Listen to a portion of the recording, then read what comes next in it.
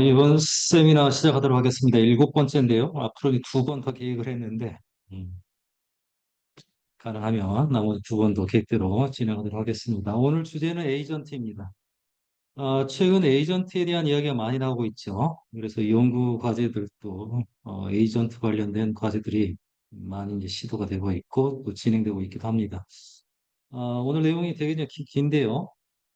전체 아주 자세한 이야기는 할 수 없고, 전체적인 그 개요만 보도록 하겠습니다. 먼저 에이전트에 대한 이야기, 에이전트의 디플로이되는 형태, 에이전트 간의 콜래보레이션. 여기는 이제 다중 에이전트, 에이전트가 많이 있는 에이전트 이야기를 하는 거고, 그다음에 에이전트 만들 때 사용되는 디자인 패턴, LLM 기반 에이전트 시스템, 태스크 플래닝, 에이전트에 대한 통신, 에이전트와 외부 도구 또는 에이전트 간의 통신하는 프로토콜들이 작년부터 이제 본격적으로 나와서 실제 개발에 사용되고 있는데 그 내용들 멀티 에이전트 시스템에서의 강화학습 에이전트 시스템에서도 이제 세이프티에 대한 이야기가 되고 있고 그다음에 이제 개발 프레임워크들 그다음에 에이전트에 대한 평가 이런 것들을 보게 되는데 주제가 많은데 시간이 짧기 때문에 전체적인 개요만 보도록 하겠습니다. 에이전트는 되게 오래된 개념인데요. 센서를 통해서 그림 보는 것과 같이 센서를 통해서 외부 환경을 인지를 해서 어떤 결정을 하고 그다음에 이제 액추에이터를 통해서 이제 행동을 하게 되죠.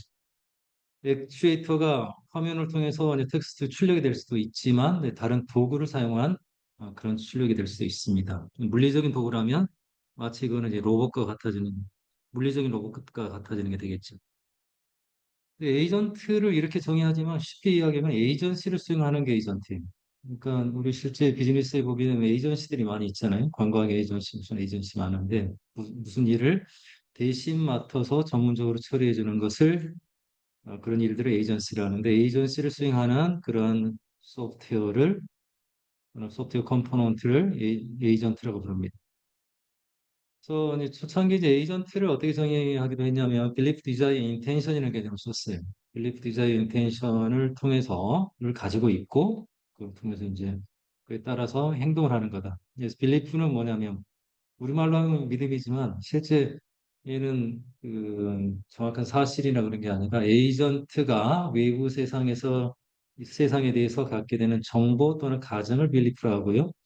디자이어는 뭐냐면 에이전트가 수행하려고 하는 목적 함수, 목표가 디자이어가 되는 거고, 인텐션은 그런 목표를 수행하기 위해서 수행하려고 하는 그런 플랜, 계획이나 행동을 인텐션이라 하고, 이 결정된 인텐션을 수행하게 되죠. 그래서 초창기에 에이전트의 모델을 여기 앞에 글자만 해서 BDI 모델이라고 부르기도 했습니다. 그런 에이전트가 갖게 되는 정보와 추가하는 내용들을 BDI라고 부르는 거죠. 또 다르게 에이전트는 소프트웨어 프로그램으로 주변 환경과 인터랙션하면서 정보를 얻고 그 정보를 사용해서 어떻게 행동을 할 건지 결정을 하는 거. 행동의 그 근거는 뭐냐면 이제 사람이 준 어떤 지시한 내용이 있게 되는 거죠. 근거. 또는 쉽게 AI 모델을 사용하는 시스템, 이 시스템은 사용자가 준 어떤 지시가 있고 그걸 수행하기 위해서 이 시스템이 이런 AI 모델이 사용되는 시스템을 에이전트라고 부르기도 합니다. 에이전트의 기본적인 성질 네 가지를 이렇게 들고 있는데 모든 에이전트가 다 그런 건 아니고요. 기본적으로 오토노미가 있어 자율성이 있어야 된다. 어떤 일을 맡기게 되면 지가 알아서 한다는 것은 사람의 개입이 없다. 사용자의 개입이 없이 공정을 할 수 있도록 되어 있는 거지. 뭔가 위임받은 일을 수행하는 것. 리액티비티는 환경을 인지해서 그 인지한 결과에 따라서 어떤 액션을 취하도록 하는 것 이게 이제 리액티비티가 있어요. 반응성이죠. 좀 더 나아가게 되면 프로액티브니스 앞으로 어떻게 될 건지 추정해서 그 상황에서 가장 적합한 일을 취하도록 하는 그 주도적인 행동을 하도록 하는 게 프로액티브니스. 여기 좀 발전한 형태가 되는 거죠. 그 다음에 소셜리비티라는 게 있는데 소셜어빌리티 얘는 뭐 사회성 얘는 좀 발전된 개념으로 에이전트들이 통신을 하면서 상호작용하면서 일을 하게 된다. 이렇게 이제 발전해가는 다중 에이전트 시스템이 되게 되는데 여기서 필요한 거죠. 다른 에이전트들과 정보를 교환하고 어떤 목표를 위해서 협력하기도 하고 또 경쟁하기도 할 수 있는 그런 능력을 소셜 어빌리티라고 있고요. 이런 이제 성질들을 이제 점점 가져가는 게 첫 번째는 기본, 첫 번째, 두 번째까지는 기본으로 보는 거고, 뭐 세 번째나 네 번째 성질들이 이제 추가된 에이전트들이 있게 됩니다. 그 에이전트를 에이전틱 시스템 이렇게 좀 에이전틱 시스템이라고 부르기도 하고 에이전틱 AI라고 부르기도 하는데 오픈 AI에서 제너럴 아티피셜 제너럴 인텔리전스의 레벨을 처음에 이제 컨버세이셔널 AI, 챗GPT 같은 거죠. 그다음에 이제 리저닝 AI에서 추론 기능이 강화된 거 5번, 3와 같은 모델들, 뭐 딥시크 R1 같은 모델들이 이제 추론하는 모델, 추론 능력이 뛰어나 단순히 답변하는 게 아니라 주어진 문제를 어떤 논리적인 과정을 통해서 복잡한 일을 할 수 있는 그런 AI가 리즈닝 AI가 되고 그 다음 단계가 오토노머스 AI, 에이전틱 AI라는 에이전트 시스템입니다. 위임받은 일을 수행할 수 있는 자율적으로 수행할 수 있는 똑똑하게 수행할 수 있는 녀석. 3단계 수준의 AI를 에이전틱 AI, 오토노머스 AI, 에이전트라고 이제 부르거든요. 그 다음 단계가 이제 그 이노베이티브 혁신적인 거, 그다음에 오거니제이셔널 AI에서 훨씬 더 발전된 인공지능을 이야기하고 있죠. 그래서 에이전트 또는 또 구별하기 위해서 AI 에이전트라고 부르기도 하고 에이전틱 AI라고 부르는 경우도 있고요. 에이전틱 워크플로우라고 부르는 게 있어요. 에이전트는 어떤 구성을 가져야 되냐? 먼저 브레인에 해당되는 게 있어요. 브레인에 해당되는 거는 에이전트에게 어떤 일을 시켜야 되잖아요. 위임을 시켜야 되는데 위임된 일을 알아들어야 되죠. 그 다음에 그 일을 수행하는 방법을 찾아내야 되죠. 그런데 최근에는 에이전트의 역사가 되게 오래됐어요. 30년 이상 된 개념인데 최근에 에이전트가 발전하게 된 거, 에이전트 기술이 다시 수면 위로 올라온 거는 LLM 때문에 덕분입니다. LLM이 알아듣는 일을 잘하잖아요. 사람 말을 알아듣죠. 그다음 일을 수행하려면 또 지식도 일을 수행하려면 지식도 필요하죠. 예전에 전통적인 에이전트를 구현할 때 지식을 사람이 다 만들어주는 분가 했어야 됐는데 그럴 필요가 없습니다.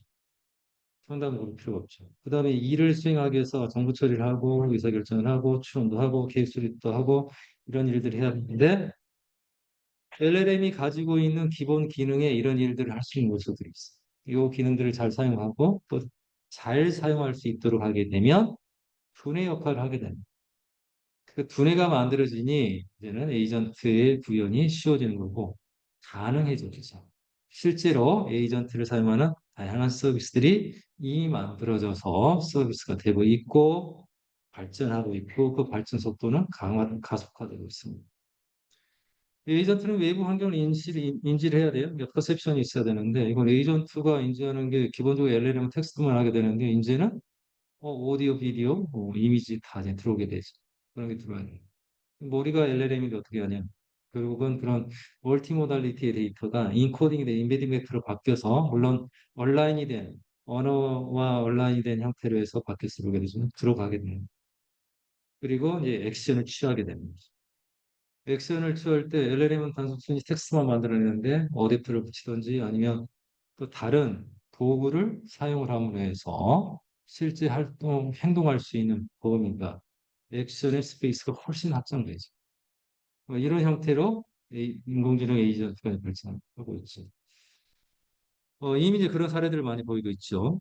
에이전트를 보면 싱글 에이전트는 에이전트 혼자 있는 거예요. 싱글 에이전트. 에이전트 여러 개가 있어서 이 싱글 에이전트 혼자 있다고 해도 이 혼자 LLM 하나 가지고 있는 게 아니라 주변에 여러 가지 도구를 붙여 쓰고 있죠. 실제 현재 서비스 되고 있는 LLM들은 그림 그리는 거 따로 뭐 하는 거 따로 해서 다 또 인터프리터, 파이썬 인터프리터 같은 거 붙여서 실행도 해주고 다양한 일들 하잖아요. 도구를 사용할 수 있는.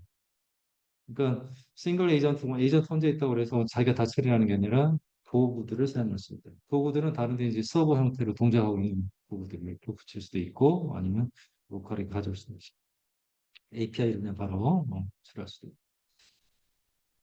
그다음에 이제 그 멀티 에이전트 시스템은 에이전트가 여러 개가 있는 역할별로 다 있는 일을 나눠서 또 그 일을 맡은 그 주어진 서브 태스크들을 다시 나눠서 일을 하든지 또는 여러 가지 중복해서 해보든지 그래서 좋은 걸 찾든지 하도록 하는 거예요. 그러니까 이제 멀티 에이전 시스템으로 최근에는 많은 연구들이 진행이 되고 있습니다. 물론 이러한 연구들도 30년 전에 이미 연구가 많이 됐던 것들. 근데 이제 기술적으로 성숙이 된 겁니다. 뭐 때문에 머리에 해당되는 LLM이 발전하면서 모든 게 가능해졌죠. 또는 멀티 에이전 시스템이 아주 많이 그 에이전트들이 많이 아주 많이 있는 멀티 에이전 시스템을 어떤 때는 에이전트 소사이티라고 부르는 경우가 있습니다. 예를 뭐냐면 사회과학에서 사회과학의 소사이어티에 대한 걸 연구를 하잖아요. 그러니까 인간 사회에 대한 연구를 하고 싶은데 그게 아니라 실험을 하는데 인간에 대해서 통제를 할 수가 없잖아요. 사회적 현상이 어떻게 나타나는지를 에이전트로 만들어 놓고 에이전트들을 만들고 사람 하나하나의 에이전트 또 기관이나 영향을 주는 요소를 에이전트로 하고 그것들 간의 상호작용을 통해서 어떤 일이 일어나는지 볼 수 있도록 하는 사회과학적인 연구들이 멀티 에이전트 시스템을 통해서 진행되고 있고 그런 걸 쉽게 할 수 있도록 하는 프레임워크들도 사회과학 쪽에 여러 가지가 만들어져서 사용이 되고 있습니다. 그러니까 에이전트는 그런 서비스 용도로만 쓰이는 게 아니라 비즈니스 영역, 사회과학 같은 그런 과학 영역에서도 쓰이고 있어요. 여기는 간단한 이제 몰티 에이전 시스템 사례인데요. 그 에이전트에게 인공지능에 대한 인공지능이 다시 부활하게 된 거에 대한 소설을 써봐 이렇게 그냥 요청을 했어요. 그 플래너에 해당되는 녀석한테 이제 그걸 요청을 하게 되면 플래너도 그냥 LLM이 담당할 수가 있어요. 이거 하려고 하는데 어떻게 하겠니? 여기서 일할 수 있는 녀석은 에이전트들은 이런 게 있어. 리서처, 스토리 플래너, 캐릭터 디벨로퍼, 라이터가 있고 또 관찰자 해당되는 녀석도 있고 그다음에 뭐 이제 액션을 갖다 수행을 할 때 그걸 모니터링하는 녀석들도 있다. 이런 게 있는 상태에서 이거 작업 어떻게 하면 좋지? 그러면 에이전트가 작업 순서를 만들어내. 그러면 그 만들어진 거에 따라서 에이전트가 요거 누구한테 뭐 시키고 누구한테 뭐 시키고 하면서 일을 막 해나가는 거예요. 이런 일이 가능해요. 그러니까 워커에 해당되는 에이전트들을 만들어서 추가하고 그런 게 있다는 정보를 잘 알려주고 그러면 에이전트 LLM을 통해서 어떻게 작업할 건지도 만들어낼 수가 있어요. 그 작업 계획이 되게 어려운 일인데 LLM 모델이 인간의 지식을 많은 지식을 가지고 있기 때문에 어떤 작업은 어떤 방법으로 나눠서 할 수 있는지에 대한 걸 갖다가 만들어낼 수가 있어요. 매번 맞지는 않기 때문에 그 검증을 하고 있는 과정을 거쳐야 되지만 만들어낼 수가 있어요. 예전에 되게 복잡한 프로그램을 구현되는 플래너가 LLM으로 지금 구현이 될 수가 있게 된 거죠. 그래서 에이전트를 만드는 데 있어서 장벽이 됐던 에이전트의 지식을 집어넣고 에이전트가 사용자의 지시를 이해하고 이런 부분, 그러니까 일을 어떻게 수행할 건지에 대한 로직에 대한 부분을 상당 부분을 에이전트 LLM한테 맡겨서 할 수 있는 세상이 되면서 에이전트 만드는 게 이제 쉬워져 버려. 뭐 작년부터 에이전트에 대한 이야기가 많이 나오고 있고 금년에도 엄청나게 많이 나오고 있죠. 실제로 애플리케이션 프로그램을 에이전트를 사용해서 구현하는 일들이 많이 있어요. 그리고 이제 그런 프레임워크들은 이미 널리 쓰이고 있고. 에이전트의 타입을 여러 가지 형태로 나눌 수가 있는데요. 얼마나 복잡한 일을 갖다 할 수가 있는가, 어려운 일을 할 수 있는가, 그거 나누는 건데, 심플 리플렉시브 에이전트는 뭐냐면, 결정을 하기 위해 사용되는 규칙이 딱 정해져 있어요. 이미 정해져 있어요. 그래서 떤 센서를 통해서 인식을 했다. 그럼 인식된 결과와 규칙이 어떻게 돼 있냐면 조건부 그 액션에 해당되는 결론으로 돼 있거든요.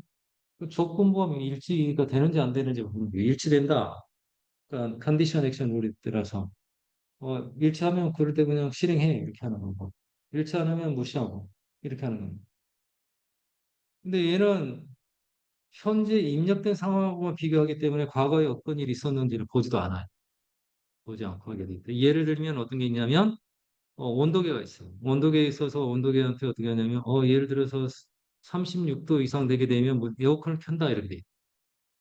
그러면 얘는 어디 요런 룰이 있으면 얘는 어떻게 되냐면 온도를 받고 36도 이상 되면 그냥 에어컨 끄고 켜는 거예요. 다른 걸 하지 않아요. 어제 또는 1시간 전에 36도였는지 40도였는지 신경 안 쓰고 가장 간단한 형태의 에이전트 형태인 심플 리플렉스 에이전트. 두 번째는 이제 모델 베이스드 리플렉스 에이전트인데 모델 베이스다.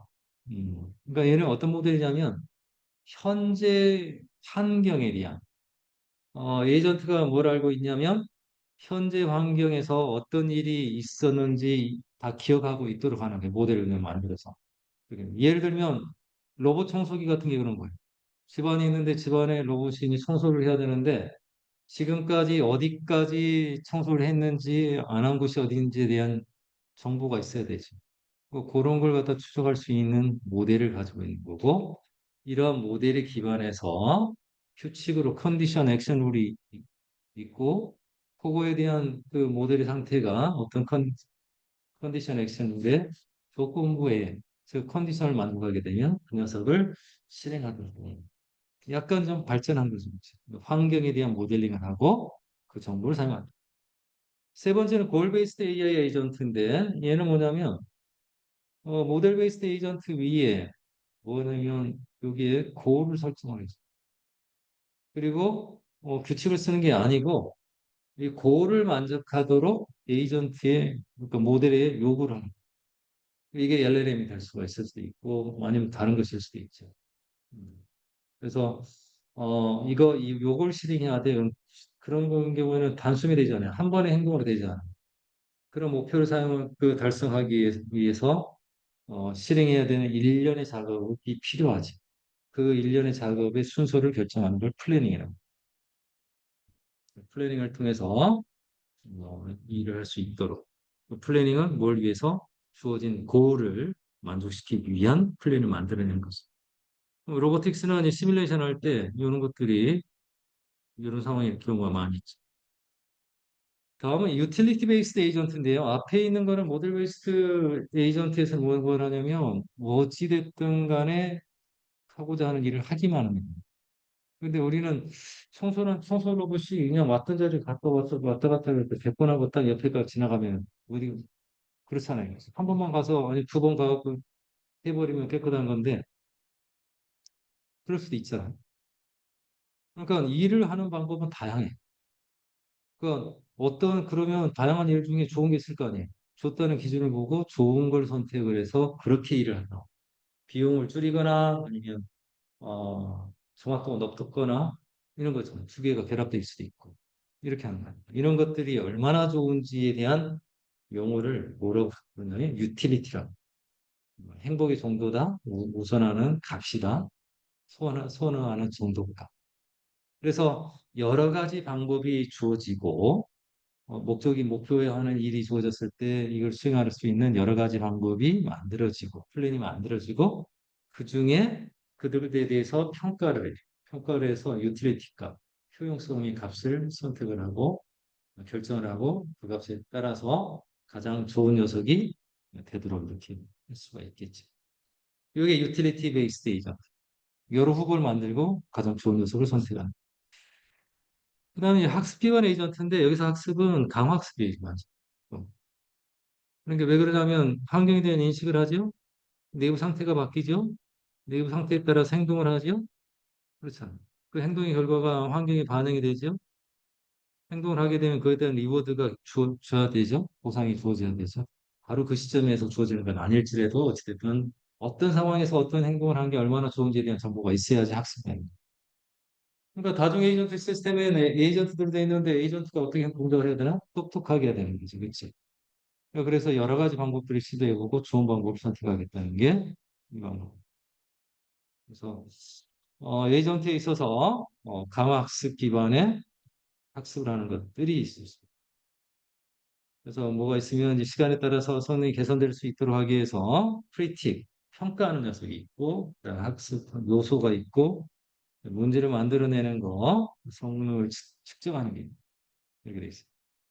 그러니까 사용자로부터 뭔가 지시가 들어오게 되면 센서를 통해서 얘는 먼저 인식을 해요. 어떤 상황인지 인식을 하고 그에 따라서 어떤 행동을 하도록 하는데 reinforcement learning based agent 같은 경우에는 행동을 어떻게 할 건지에 대한 그런 지식을 강학습을 통해서 학습을 하게 됩니다. 그다음에 이제 LLM 베이스드 에이전트. LLM이 그 널리 쓰이면서 에이전트를 만들 때 머리로서 LLM을 사용하는 거예요. LLM이 할 수 있는 일이 되게 많잖아요. 그렇죠? LLM 모델 만들면서 했던 것들이. 그러니까 기업들이 다 맡겨도 대충 같은 거죠. 그래서 이제 LLM의 추론을 위한 여러 가지 메커니즘들이 제공이 되고 있고, 뭐 체인 오브 소프트가 그냥 그 대표적인 거죠. 그다음에 이제 여기서 이제 프로블럼 디컴포지션에서 문제를 분할해서 처리할 수 있도록 하는 것도 LLM이니까 가는 거예요. LLM한테 이거 그냥 규모에 따라서 나눠봐 하면 지가 알아서 나눠줄 수가 있거든요. 그렇게 하게 되면 훨씬 더 똑똑한 걸 만들어낼 수가 있는데 최근에 에이전트 하게 되면 내부에 기본적으로는 LLM을 품고 있는 거든지 아니면 LLM을 외부에 있는 걸 사용할 수 있어야 돼요. 그렇게 돼 있다. 그래서 요즘은 LLM 베이스드 에이전트 이야기를 많이 하고 있어요.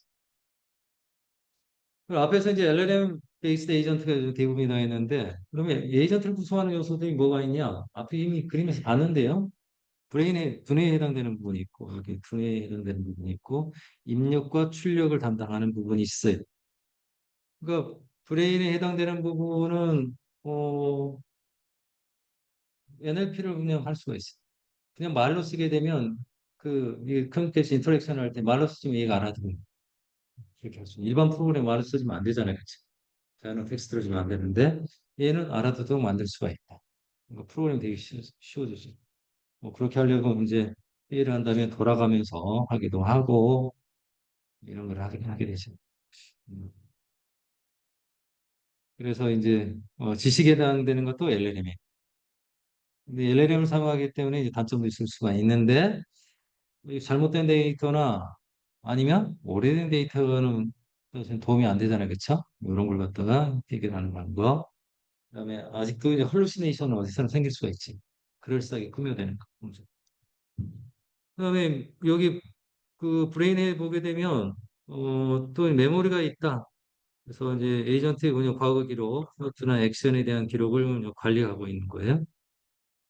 그러면 이런 게 잘대로 하려면 어떻게 되냐? 이게 관리를 해서 경우에 따라서는 LLM에 질의를 할 때 그냥 가치 정보를 주는 거예요. 이렇게 하는. 정보를 갖다가 과거 기록을 집어넣으려고 하게 되면 과거 이력을 안에 뭘 할 수가 있잖아요. 그렇죠? 할 수가 있다. 그래서 이력을 알기 위해서 과거의 기록을 갖다가 많이 붙여줘야 되는데 그러려면 윈도우 사이즈 커야 되지. 윈도우 사이즈가 크게 하는 거 너무 많으면 서머리를 해갖고 요약본만 정리하기도 하고요. 또는 그렇게 돼 있는 걸 더 뱉거나 자료 구조로 변환할 수도 있어. 이런 걸로 이제 메모리 뱅크라는 게 있어요. 메모리 뱅크라는 게 있다. 메모리 뱅크는 그간의 에이전트가 주고받은 내용을 다 기록을 해놓은 거예요. 기록을 해놨는데 정보가 계속 쌓이게 되면 안 되잖아요. 그쵸? 어떻게 할 거냐? 규칙을 만들고, 리텐션 레벨이라는 게 있어요. R이랑 대문자가 되어 있는 E2, E에다가 마이너스 T 나누기 S 한 만큼의 값을 실수는 거예요. 그래서 저거에 미달한다. 그러면 뭐냐면 걔는 이제 그 처리 대상이 되는 거예요. 거기서 더 이상 메모를 차지할 수 없고 내보내지게 돼요. 이런 일들을 할 수 있어요. 메모리 기능을 갖는 에이전트들이 많아지고 있다. 그래서 이제 랑체인이나 라인그래프를 사용해서 프로그램을 하게 되면 그런 자료를 갖다 효과적으로 관리할 수 있는 API들을 갖다 쓸 수 있게 해줘요. 그다음에 리즈닝을 해야 되는데 리즈닝을 하는 건 뭐냐? 주어진 입력에 대해서 어떤 결과를 갖다 만들어내는 거예요. 그리고 왜 그렇게 했는지를 갖다 알려줘야 되는 거죠. 근데 기본적으로 언어 모델은 그렇게 하도록 만들어져 있지 않아요. 언어 모델은 처음에 학습을 할 때 앞에 단어들이 있을 때 그 다음에 현재 단어가 나올 확률을 그냥 계산하는 거. 근데 그래서 이제 그 자체로 이제 추론 기능이 강할 수는 없고 뭘 해야 되냐면 이런 질문이 나오면 이런 과정을 거쳐서 답변을 만들어내야 되는 거야. 뭐 이렇게 학습을 시켜줄 수가 있죠. 그러면 그런 류의 문제에 대해서 잘 풀게 되죠. 이렇게 하려면 어떻게 되냐? LLM 모델 자체를 파인 튜닝 하는 거예요. 그래서 그런 일을 갖다 잘할 수, 모아진 데이터에 대해서 이제 잘할 수 있도록. 아니면 프롬프팅을 하게 되는데 체인 오브 소트를 써갖고 몇 번씩 해보도록 하는 거. 그 과정을 갖다가 이런 과정을 해서 이렇게도 해보고 저렇게도 해보고. 그래서 가장 그럴싸 있는 녀석, 한 녀석을 선택을. 그럼 레셔널 엔지니어링인데 여기 레셔널 리파인먼트 익스플로레이션 베리피케이션 있죠. 레셔널이란 말은 어떤 일을 함에 있어서 근거를 갖다가 레셔널. 여기서 이렇게 했는데 왜 이렇게 했어요? 하는 점. 무슨 근거로 이런 답변을 냈죠? 여기 그게 다 레셔널. 레셔널에 보게 되면 레셔널 리파인먼트. 레셔널 리파인먼트가 뭐냐? 근거에 대한 레이션을 그 정보를 갖다가 좀 정리를 해서 정제를 시켜놓는 거 하려고 다음번 이제 질의할 때 그 정보까지 같이 보내는 그런 생각을 가지고 있어요. 윈도우 실에서 보는 거예요. 익스플로레이션 이거 저거 시도해 보는 거고 베리피케이션 확인하는 거. 근데 이제 이게 프롬프트를 이용하는 거고 하이브리드 방법은 뭐냐면 트레이닝도 하고 그다음 프롬프팅을 잘하는 거. 그러니까 이렇게도 이제 학습 데이터 만들어서 이렇게 해보도록 하고, 그 다음에 이제, 어, 레그에서 여러 가지 프롬프팅 기법들이 만들어졌는데, 그것들 갖다 사용을 해 가면서 성 측정을 하고, 그 신호를 이용을 해서 뭘 하냐면 모델이 학습이 될 수 있도록 이렇게 하는 이게 이제 하이브리드 방식. 그러면 이제 여기 지금 rational requirement exploration verification 했는데, 먼저 rational requirement는 뭐냐면, 어떤 문제가 주어지면 문제에 대해서 뭐래요? 어, 질문을 갖다 시키는 때로 그 체인 오브 토트 같은 방법으로 그 질문을 갖다가 n번 반복으로. 그다음에 이제 그 중에 이제 K개만 먼저 뽑게 돼. 뽑아서 학습을 하든지 아니면 또 자체로 이제 데이터만 뽑아내든지 하는 거예요. 왜 데이터를 만드는 뽑아내려고 하냐? 궁금하잖아요, 그렇죠? 근데 그거 뭐냐면 LLM이 완전하지 못하기 때문에 LLM이 완전하지 못하니 뭐래요? 퓨셔 같은 거 쓰게 되죠. 그 퓨셔를 쓰게 되면 요런 정보를 이렇게 처리해서 이 가이드라인이 만들어지기 때문에 그다음 질문에 대해서 좀 더 잘할 수도 있죠. 그다음에 이제 데이터를 여기가 여기서 지금 레이셜 리파이먼트 예제 중에 여기 왼쪽에 있는 거는 complexity based consistency method인데 쟤는 뭐라는 거냐면 주어진 프롬프트에 대해서 몇 번 실행을 해보는 몇 번 실행하는 이게 확률적 모델이기 때문에 실험 뭐 그러니까 여기 첫 번째 녀석은 여섯 번 여섯 스텝 만에 200이 나왔고 얘는 D는 다섯 스텝 만에 200이고 A4는 100이 나와 있잖아요, 그렇죠? D가 엄청나게 떨어진 거죠, 그렇죠? 어찌됐든 여기가 되게 되면 여기는 이제 스텝이 3이고 2야. 그러니까 6, 5, 4 이런 순서로 좀 돼 있는데 그러면 여기서 뭘 하냐면 뭔가 결정을 해야 되면 데이터 생성을 해야 된다. 뭘로 하면 좋을까 하는 결정을 하는 걸 여기 안에서 할 수 있도록 하는데 길게 생각하고 오랫동안 생각하는 거죠. 오랫동안 생각하고 그런 것들만 일부 뽑아서 걔들을 이 결과를 사용해서 전체 결과를 확인한다. 그게 이제 Perplexity Based Consistent Prompt고요. 그 다음에 Auto COT라는 건 뭐냐면 프롬프트를 줘야 되는데 요런 경우에 이렇게 만들어서 프롬프트를 줘야 되잖아요. 그쵸? 프롬프트를 줄 때 비슷한 프롬프트를 여러 개 주면 도움이 안 되죠. 어떤 다른 정보를 줘야 됩니다. 이런 경우는 이렇게 하고 저런 경우는 이렇게 요 경우에만 이게 한 경우에 대해서만 이렇게 받고 저렇게 바꾸면 되는 게 아니라 이렇게 하려면 학습 예제를 줄 때 어떻게 해야 되냐? 무조건 다 해야 되냐? 그러면 되는 게 아니라 원래 주어진 그 질문들을 갖다가 클러스팅을 유사한 것끼리 모아요. 그렇게 짜게 벡터 인티그레이팅 같은 걸 통해서 비슷한 것도 쫙 모아요. 그게 이제 오토매틱하게 하는 거죠. 그리고 나서 그 중에 클러스터마다 대표에 해당되는 데이터를 뽑아내는 그렇게 하는 이게 오토 COT입니다. 그러니까 자동으로 COT를 대상에 대해서 하고 마르고 나면 그걸 가져다가 이제 쓸 수 있도록. 그러니까 얘도 이제 출연하는데 어떻게 하면 좋은 예제를 제공하지? 이런 예제들이 있는데 여기 지금 분집하려고 분집별로 하나는 분집 안에 있는 거하고 분집 밖에 있는 거하고 비슷한지는 않겠죠, 그렇죠? 그러니까 다양한 형태의 학습 데이터를 줄 수가 있다. 리파인된 레셔널을 제공할 수 있다. 그다음에 이제 레셔널의 그 익스플로레이션 더 여러 가지 시도를 해보는 거예요. 그런 걸로 이제 다이버시티라는 게 있고 셀프 컨시스턴스라는 게 있어. 셀프 컨시스턴스는 뭐냐면 어떤 질의가 들어오면 얘 레기지 모델한테 야 이거 그냥 풀어보든지 뭐 하든지 다르게 만들어봐 이렇게 하는 거예요. 그럼 얘가 이제 딱 답변을 주게 되는 거죠. 그 답변을 주게 되면 그중에 답들을 다 비교해보고 가장 질문을 갖다가 많이 한 걸 갖다가 선택을 해서 뭔가 반대급부로 줄 수가 있고 그러겠죠. 교육을 하는. 근데 다이버스란 건 뭐냐면 먼저 하나의 프롬프트를 LLM을 사용해서 여러 개의 프롬프트를 만들어. 아, 이거하고 유사한 프롬프트 그냥 다시 만들어주면 좀 만들어줄 거 아니에요. 그렇죠? 그 만들어준 거에 대해서 LLM한테 일을 시키는 거예요. 그중에 이제 가장 이제 마음에 드는 것 갖다가 선택할 수 있도록 하는 게 다이버스라는 거고. 그러니까 이게 과정마다 리파이먼트하고 그다음에 익스플레이션하고 그다음 뭐냐면 레셔널의 베리피케이션 이게 어 맞는지 좋은지 이런 걸 확인해야 되잖아요.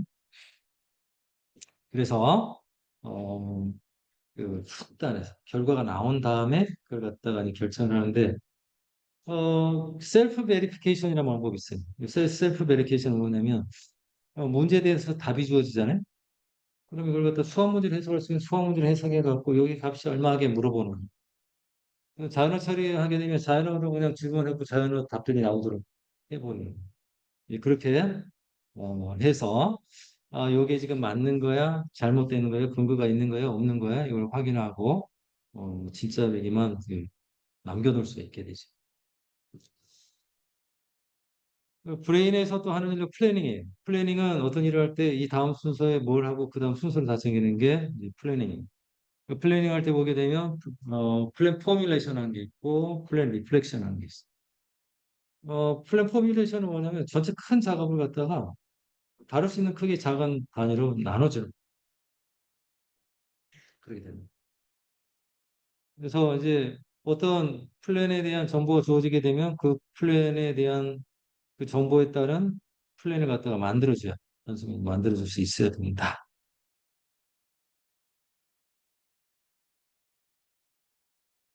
그 다음에 플래닝을 할 때 순차적으로 하나씩 하나씩만 해가는 방법도 있을 수가 있다는 거고요. 그다음에 플래닝을 할 때 계층적인 플래닝이 될 수도 있다. 음, 어찌됐든 이제 플랜을 만들어내주고 그 다음에 뭘 해야 되냐면 플랜이 제대로 됐는지 평가를 해봐야 돼. 또 수정을 해야 되는지 알아야 되는 그런 게 있다. 그래서 여기 부분이 뭐 셀프 리플렉션, 크로스 리플렉션, 휴먼 리플렉션. 휴먼 리플렉션은 사람이 중간에 끼어들어서 판단하는 거예요. 일종의 휴머님도 룹이 되는 거예요. 그러니까 복잡한 일이나 중요한 일에 대해서는 모두 자동하는 게 아니라 휴먼 룹이 돼서 할 수 있도록 필요하죠. 어찌됐든 플래닝에서 보게 되면 플랜을 만들고 플랜을 적용해서 필요한 부분을 수정할 수 있도록 하는 그런 것도 연구가 되고 있습니다. 그 다음에 이제 퍼셉션이 있는데요. 퍼셉션은 외부 환경을 인지하는 거잖아요. 그렇죠? 외부 환경을 인지하는. 텍스처얼 인풋. 원래 LLM은 텍스트만 읽었잖아요. 그 다음에 이제 비주얼 인풋에서 비디오 인코더들을 갖다가 BI 비전 트랜스포머 같은 걸 갖다 쓰기도 하고 그 다음에 이미 학습된 모델을 가져다 쓰기도 합니다. 그런 걸로 이제 퓨어리에 기반하는 방법, 프로젝션에 기반하는 방법들이 오디오 입력에 대해서도 뭐 여러 가지 방법들이 있어서 오디오 정보가 들어간다. 오디오 자체가 신호로 들어가 버린 경우도 있고요. 오디오 신호에 대해서 그게 압축되는 형식으로 해서 어떤 게 만들어지고 그 만든 결과에 대해서 뭔가를 하게 되면 또 그렇게 할 수 있는 것도 있습니다. 그러니까 퍼셉션도 인식, 환경에 대한 인식을 하는 것도 되게 다양하다. 이거고요. 액션에 대한 것도 마찬가지입니다. 액션이 되게 다양해요. 기본적인 건 텍스트를 출력하는 거예요. 그래서 지금 요즘은 툴로 많이 하고 있죠. 그래서 학습에 대한 툴 사용에 대한 거, 툴을 만드는 거 뭐 다양하게 있어요. 툴들은 계속 늘어나고 있죠. 어, 그 다음에 여기 인바디드 액션이라고 했는데 얘는 이제 물리적으로 뭘 하는 액션이 그런 것도 포함을 툴 해갖고 소프트웨어적인 툴도 있지만 물리적인 일을 하는 그러한 이제 툴들도 있고 관련된 세부 요소들도 있죠. 그래서 기본적으로 LLM 에이전트를 보면 이렇게 생겼어요. 에이전트인데 다른 에이전트와 통신도 가능하고 메모리도 있고요. 그다음에 환경에 대한 정보도 있고 그렇습니다. 그다음에 위에 있는 요소들을 보게 되면 입력이 들어오게 되면 포맷을 해서 그다음에 인베딩을 해서 전달해주면 LLM이 동작을 하고 LLM이 그다음에 결과를 만듭니다. 그런 것도 가능하죠. 여기까지 해서 에이전트에 대한 기본적인 내용이 끝났습니다. 생각보다는 길게 가고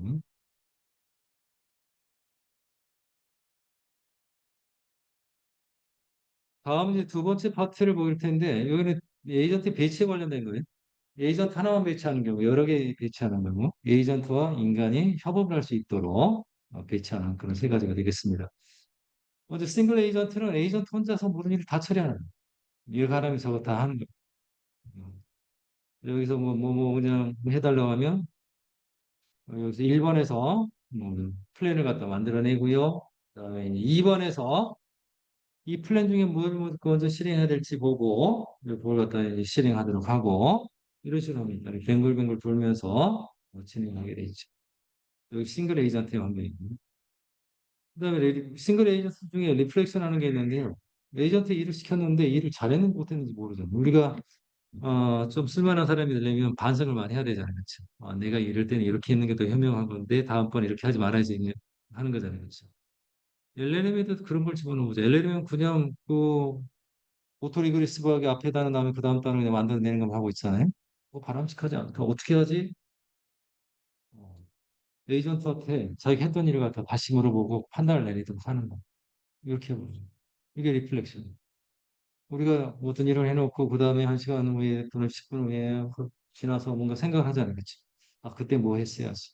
그 생각을 누가 해? 네가 하잖아. 나에 대해서. 그 LLM도 마찬가지. LLM 에이전트가 있는데 LLM 에이전트가 이런 상황에서 이런 질문했더니 이렇게 나왔어. 그게 지금 의미가 있어 없어? 뭐 분석을 해갖고 얘는 잘못된 거다. 그걸 무시해버릴 수도 있고요. 그럼에도 불구하고 이거 참을 수 있지 하고 가져다가 시스템 반응이 낼 수도 있고. 이게 리플렉션. 반상을 하는 걸 갖다가 에이전트에 넣을 수가 있어요. 그래서 여기 보게 되면 리플렉션 하게 되는 거 보면 여기 지금 요 가운데 여기 부분이 예, 반복 이렇게 해서 그다음에 만에 선정을 해서 다시 뭐라고 이렇게 계속 반복해서 일을 할 수 있도록 되어 있어. 다른 건 오토 GPT라는 게 있어요. 2023년 3월에 개정이 됐는데 뭐냐면 다중 에이전트를 사용해서 어떤 일을 하도록 하는 거예요. 근데 이제 GPT-4가 못하는 일을 하는 거예요. 여기서 보게 되면 1번을 통해서 사용자가 뭔가 요구를 해서 그럼 2번이 되고 3번 이렇게 하고 그 다음에 5번하고 6번이 어디 있는지 잘 안 보이긴 하는데 그것들이 이제 일을 하게 돼 있지. 근데 이거의 특징이 뭐냐면 사용자가 일을 주잖아요. 그 일을 어떻게 수행할 수 있는지 실행 가능한 걸로 해서 이것도 갖다가 테스크를 진행해 줘. 그러면 그 태스크를 만들어진 걸 뭐라 태스크 큐어리 여기는 각각 해야 되는 그다음에 여기 있는 걸 갖다가 표현에다가 하나씩 꺼내다가 실행하는 실행하면서 필요하면 매뉴얼을 제공해서 읽어볼 수 있습니다. 그 특징을 보게 되면 얘는 플래닝하는 부분이니까 툴뷰지가 도구를 사용해서 실행할 수 있습니다. 그러니까 에이전트 구조가 이런 형태로 그려질 수가 있어요. 에이전트를 정의할 때 A equal M, O, E, X, Y 했는데요. M은 뭐냐면 어떤 아키텍처냐, LLM이라면 LLM 아키텍처가 되겠죠. 메모리가 얼마 크기냐, 뭐 이거는 이제 시스템에 사용되는 시스템 메모리 되겠죠. 그 다음에 어, 그 어댑터가 뭐가 필요하냐. LLM이 기본이면 원래 LLM이 어댑터가 들어갈 수 있잖아요. 로라 같은 어댑터가 들어가기도 하고 하잖아요. 요거는 거에 대한 웨이트도 다 높습니다. 그 다음에 O는 objective나 아니면 출력이 되는 거고요. E는 environment가 되는 거고요. 어, 그렇다. Y는 이제 출력에 해당되는 건데 출력은 objective와 그다음에 환경과 입력 예전 정보로부터 이제 출력을 만들어질 수 있는 거예요. 그다음에 싱글 에이전트 말고 멀티 에이전트 시스템 여러 개의 에이전트가 그룹으로 이제 이루어지고 하는 거예요. 동작하고 있는 거다. 그걸 보게 되면 에이전트들도 집합이죠. A 대문자로 돼 있어서 집합으로 돼 있고 O는 이제 고울들을 나타내는 거고 E는 공유 환경이고 C에 해당되는 거는 여기는 이제 커뮤니케이션 콜라보레이션 하는 채널이 되는 엑소 콜라보레이트, Y 콜라보레이트가 있는 거는 여기서 이제 어, 입력으로 들어가는 거, 그다음에 출력으로 나오는 걸 얘기하고 있습니다.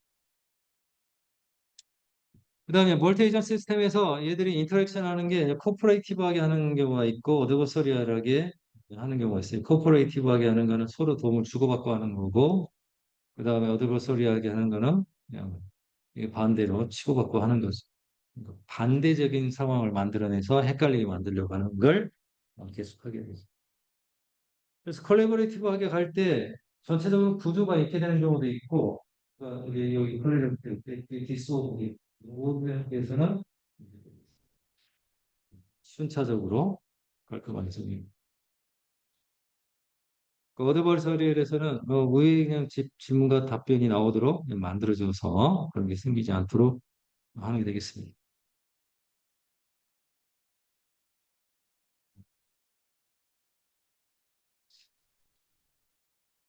그 다음에 에이전트 휴먼 인터랙션인데요. 그러니까 에이전트 대리시켜서 그대로 그냥 할 수만 없어서 사람이 개입을 하게 되는 그 휴먼 인더 룹이 되는 거예요. 그 중간에서 사람이 조정을 해버릴 수 있도록 하는 거죠. 그래서 이제 요거 하는 거에 이제 두 가지 패러다임이 있어요. 인스트럭터, 엑스큐터 패러다임이 있어요. 여기는 이제 애플리케이션 프로그램 쪽에서 어, 그 엑스큐트에 해당되는 녀석한테 뭘 하도록 지시를 하는 그 지시를 하면 지시에 따라서 해야 되는 거. 그래서 역할이 인스트럭터가 있고 엑스큐터가 다중 에이전트로 되어 있는 거죠. 그 다음에 이퀄 파트너십 패러다임. 그러니까 에이전트가 어떤 거에서 구별이 안 되는 거예요. 차별을 당하지 않도록 다음에 에이전트 콜라보레이션에 대해서 보도록 하겠습니다. 콜라보레이션은 이제 다중 에이전트 시스템에서 이야기인데 예, 에이전트의 발전이 다중 에이전트 시스템을 가고 있기 때문에 이제 콜라보레이션의 형태가 어떤 형태인지 어떤 방법을 하는지가 이제 중요해지고 있어요. 그래서 이제 콜라보레이션은 에이전트들이 함께 뭔가 일을 할 수 있도록 그래서 다른 에이전트의 능력을 사용해서 더 복잡한 일을 해낼 수 있도록 하는 건데 콜라보레이션이 협업이라고 우리 말을 번역이 되는데 콜라보레이션을 크게 코어포레이션하고 컴피티션 이렇게 나눌 수 있어요. 그러니까 이것도 코어포레이션 가치랑 이것도 협업인데요. 번역을 어떻게 해야 될지 모르겠는데 이것도 협업이고 이제 컴피티션은 경쟁이잖아요. 그렇죠? 코어포레이션은 같이 일을 해서 공동의 목표를 향해 가는 거고 컴피티션은 경쟁적으로 해서 나한테 유리하면 상대에게 이제 불리해지는 그런 상황에서 상대보다 더 잘하기 위해서 노력하는 상황이 컴피티션이죠. 근데 어떤 상황에서는 콜라보레이션, 그러니까 컴피티션하고 코어포레이션이 함께 일어나는 상황들이 있습니다. 얘를 요즘은 합해서 코피티션이라고. 근데 어떤 게 이제 그 아래 이제 그림들이 이제 그런 사례들을 보여준 건데 이제 그 코피티션에 해당되는 거 뭐냐면 어떤 정책을 만들 때 정책에 대한 토론을 갖다가 시키는 거예요. 두 사람에게 두 집단에게 두 에이전트에게 시키는데 하나는 그 정책을 찬성하는 거, 다른 하나는 반대를 하는 거 해서 둘이서 이제 어떤 면이 좋고 어떤 게 나쁜지 보도록 하고 그 정보를 갖다가 그 시킨 사람한테 계속 제공을 하는 거예요. 이제 그렇게 함으로 해서 일을 시킨 에이전트 입장에서 보면 두 개하고 이제 콜라보레이션하는 코어포레이션하는 관계이지만 포하고 어게인스트가 있으면 둘은 이제 컴피티션하고 이와 같은 상황을 코피티션이라고 부릅니다. 최근에 그렇게 부르기 시작했고요. 코퍼레이션은 뭐냐면 말 그대로 공유되는 목표를 위해서 일들을 나누어서 각각의 에이전트들이 일을 하도록 하는 거예요. 예를 들어서 그 학교에서 이제 그 장문을 하나, 글을 쓰는 게 있다. 그러면 이제 어떻게 해야 되는가? 논문을 쓴다고 생각해 봅시다. 그러면 에디터가 있으면 에디터 말고 어떤 에이전트를 쓰냐면 리서처, 정보를 찾는 에이전트. 그다음에 트랜슬레이터는 번역하는 에이전트. 그다음에 그거에 의해서 나온 결과들, 컴포지션 된 결과들을 검증하는 에이전트들을 두고 얘들이 그냥 일을 하면서 뭔가 결과가 나오도록 하는. 그러니까 글을 쓴다는 거 공동 목적을 위해서 나눠서 일을 하는 거죠. 그 잘못된 각각의 에이전트들은 어떤 역할이 있는 거고요. 그 역할에 맞게 일을 줘야 되는데 그 역할이 아닌 일을 다른 녀석한테 주게 되면 이제 문제가 되겠죠. 이렇게 했을 때 역할별로 돼 있는데 그 어떤 역할을 하는 녀석이 일을 못한다 그러면 전체적으로 일이 안 될 수 있죠. 어찌됐든 이런 상황들이 있고 다양한 애플리케이션 시나리오에서 이런 코어포레이션들이 일어나죠. 일반적인 코어포레이션 하는 그 시나리오 상에서의 콜라보레이션 생각을 합니다. 근데 이제 컴피티션을 하는 경우가 있어요. 컴피티션을 하게 되면 나에게 도움이 되는 게 상대에게 도움이 안 되고 내가 자원을 사용하면 상대가 사용할 수 없는 상황이 되죠. 그래서 자기 자신의 어떤 오브젝트를 우선순위를 매기고 자기가 더 잘할 수 있도록 뭔가 계속 추구를 해가는 이렇게 하는 거였습니다. 이게 이제 앞에서 이야기했던 것처럼 디베이트 하는 경우, 토론하는 거예요. 찬성과 반대 토론하는 거죠. 그러면 하나에게 좋으면 다른 하나에게 감점이 되는 게 되죠. 이런 게 되죠. 그 게임하는 환경들에서 그렇고, 뭐 퀘스천 앤서링에서도 이런 세팅 안에서 이게 맞냐 틀리냐, 아니면 이게 더 좋은 거니 나쁜 거니 하는 거에 대해서 이런 컴피티션 구조를 사용할 수도 있겠죠. 다음은 이제 다음 슬라이드. 커피티션인데, 커피티션은 코어포레이션하고 컴피티션이 섞여 있는 상황이죠. 그래서 아까 예제를 더 자세히 그린 건데, 어떤 게 있다.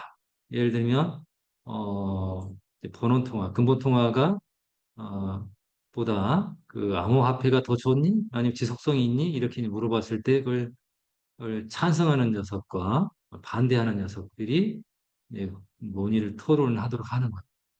그러면 이제 여기 어떤 에이전트는 필요하다면 다른 에이전트의 도움을 받을 수도 있지. 그러니까 여기서 보면 녹색으로 들어있는 거 도움을 받고 있는 상황이면 얘는 이제 코퍼레이션 상황이 되는 거고 이 둘 간에는 서로 반대 입장의 어떤 주장을 하고 있는 에이전트 간에는 경쟁과 관계가 있게 되는 거죠. 이런 관계도 있습니다. 그래서 이제 여기서 보게 되면 이제 코퍼레이션 이제 스트래티지 요걸 적용할 때 어떤 방식으로 이걸 하도록 하냐? 룰 베이스 방법과 롤 베이스 방법, 모델 베이스 이제 방법이 있어요. 이런 프로토콜을 사용하는 게 있는데요. 그 내용들을 보게 되면 룰 베이스 방법에서는 미리 정해서 룰을 만들어 놨어요. 요럴 때는 이렇게 한다. 얘가 이렇게 해서 몇 점 이상 되면 이기는 거고, 요거 한 다음에 그 다음에는 네가 하는 거고, 이 두 번 하고 나서 너 한 번 한다. 이런 걸 정해 놓은 게 룰 베이스드 프로토콜이 융통성은 좀 떨어지겠죠. 그렇지만 잘 만들어 놓게 되면 효율적으로 등장할 수가 있겠죠. 이런 게 되는 거고요. 롤 베이스 역할을 주는 각각의 에이전트의 역할이 있어요. 그래서 어떤 일이 주어지게 되면 그 역할에 따라서 일을 나누어서 할당을 하도록 해요. 그래서 역할을 잘하는 에이전트들이 모여 있게 되면 어, 훌륭하게 일을 해낼 수가 있게 되는 거죠. 융통성이 더 있고 또 역할에 따라서 하는 거고 그다음에 각각의 에이전트들은 자기 각각의 목표가 있죠. 그 각각의 목표들이 잘 조화롭게 달성이 되게 되면 전체적인 목표 달성이 성능 높게 성능 좋은 목표 달성이 될 수가 있겠죠. 그다음에 모델 베이스드 프로토콜은 뭐냐면 일이 진행되는 게 항상 100% 되지 마. 그러니까 뭔가를 하게 되면 그게 반드시 맞거나 반드시 아니거나 이렇게 되지 않는. 특히 물리적인 환경이 있거나 아니면 온라인에서 어떤 정보를 가지고서 하게 될 때 정보에 대한 확신도가 있잖아요. 그렇죠? 그러니까 이러한 불확실성을 반영한 모델링을 하고 특히 이제 확률적인 모델링을 하고 확률적인 의사결정을 하도록 하는 그에 따라서 콜라보레이션도 하고 콜라보레이션 결과에 대해서 신뢰도를 이제 부여하도록 하는 게 모델 베이스드 프로토콜이 되겠습니다. 그다음에 이제 멀티 에이전 시스템에서 콜라보레이션을 위해서 커뮤니케이션을 하게 되는데 정보를 주고받게 되는데 주고받는 유상관계가 어떻게 돼요? 센트럴라이즈드 구조, 디센트럴라이즈, 하이라키컬, 하이브리드 구조가 있는데 먼저 센트럴라이즈 돼 있는 거는 그 중간에 그냥 그걸 관리하는 마스터 역할을 하는 에이전트가 있는 겁니다. 그래서 마스터가 다른 것들을 이제 관리하면서 일을 시키고 결과를 받아하고 통합하고 또 다른 일을 시키고 에이전트의 상황을 모니터링도 하고 하는 일을 하는 그냥 중앙 집중식이죠. 근데 이렇게 이제 일을 할 수도 있는데 여기 이제 단점이 될 수 있는 거는 뭐냐면 해당되는 센트럴 노드가 페일을 하게 됩니다. 얘가 만약에 동작을 못하게 되면 전체 시스템이 서버리게 되는 그런 문제가 있죠. 일반적인 중앙 집중식 구조의 문제점을 그대로 가지고 있습니다. 근데 여기서 이제 에이전트들이 LLM을 갖는 경우가 대부분 많은 경우가 있다고 그랬죠. 그래서 LLM을 갖다가 여기 있는 일을 하는 녀석들에다 그냥 깔아주는 경우도 있고요. 그러니까 일을 하는 녀석들은 LLM을 안 가지고 있고 그냥 정해진 일만 하는 되게 좀 단순한 형태이고 그 다음에 이제 그걸 관리하는 센트럴 서버에만 LLM이 있어서 플래닝도 하고 뭐도 하고 복잡한 일을 하는 그런 구조로 만들 수는 있지. 센트럴라이즈 그 스트럭처의 전형적인 형태가 페더레이티드 러닝에서 하는 거죠. 연합학습이라는 게 사죠. 연합학습에서는 분산되어 있는 녀석들이 일을 처리하도록 하고 그 결과를 센트럴 서버에 모아서 하는 거죠. 데이터가 전체에 통합될 필요가 없이 분산되어 있는 채로 학습을 할 수 있도록 하는 게 페더레이티드 러닝인데 이런 페더레이티드 러닝을 이 전형적인 이러한 어, 센트럴라이즈 스트럭처죠.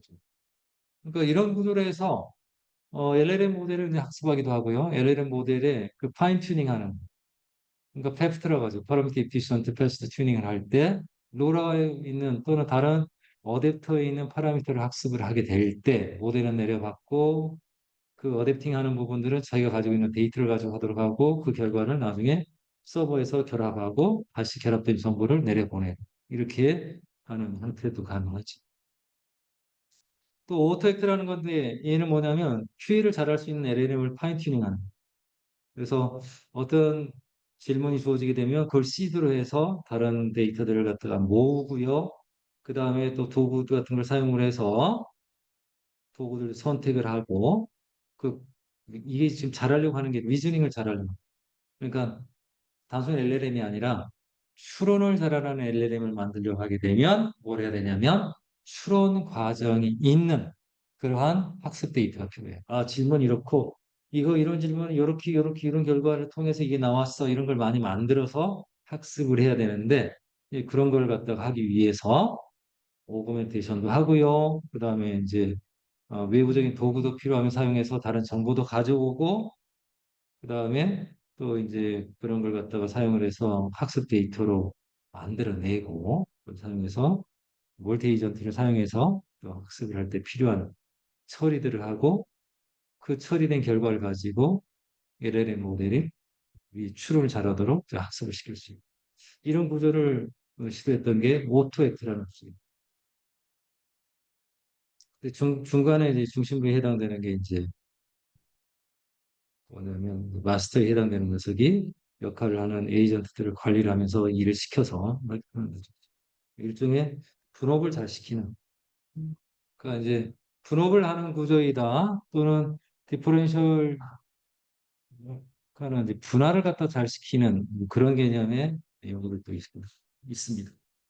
다음 디센트럴라이즈 구조인데요. 이거는 이제 어 이거 정보들이 이제 그 처리하는 게 에이전트들의 이제 분산이 되는 거예요. 누구 하나 마스터가 된 건 아니고 여기저기 이제 나눠줘서 일을 시키고 그래서 일부가 문제를 일으켜도 동작할 수 있도록 이렇게 하는 거죠. 이게 이제 분산 구조가 되겠습니다. 그러니까 효과적이지는 못하겠죠. 그 오버래핑이 생기기도 하고 커뮤니케이션 하는데 이제 그 오버에다가 이제 발생할 수 있는 문제들이 있을 수 있습니다. 그 다음에 이제 이렇게 됐을 때 정보를 주고받아야 돼. 그러니까 에이전트 간의 정보를 주고받아야 되는데 어떤 형태로 그냥 주고받을 거냐? 직접적으로 요청을 하고 그냥 받고 이렇게 하는 게 두 번째 있는 커뮤니케이션 베이스 시스템이에요.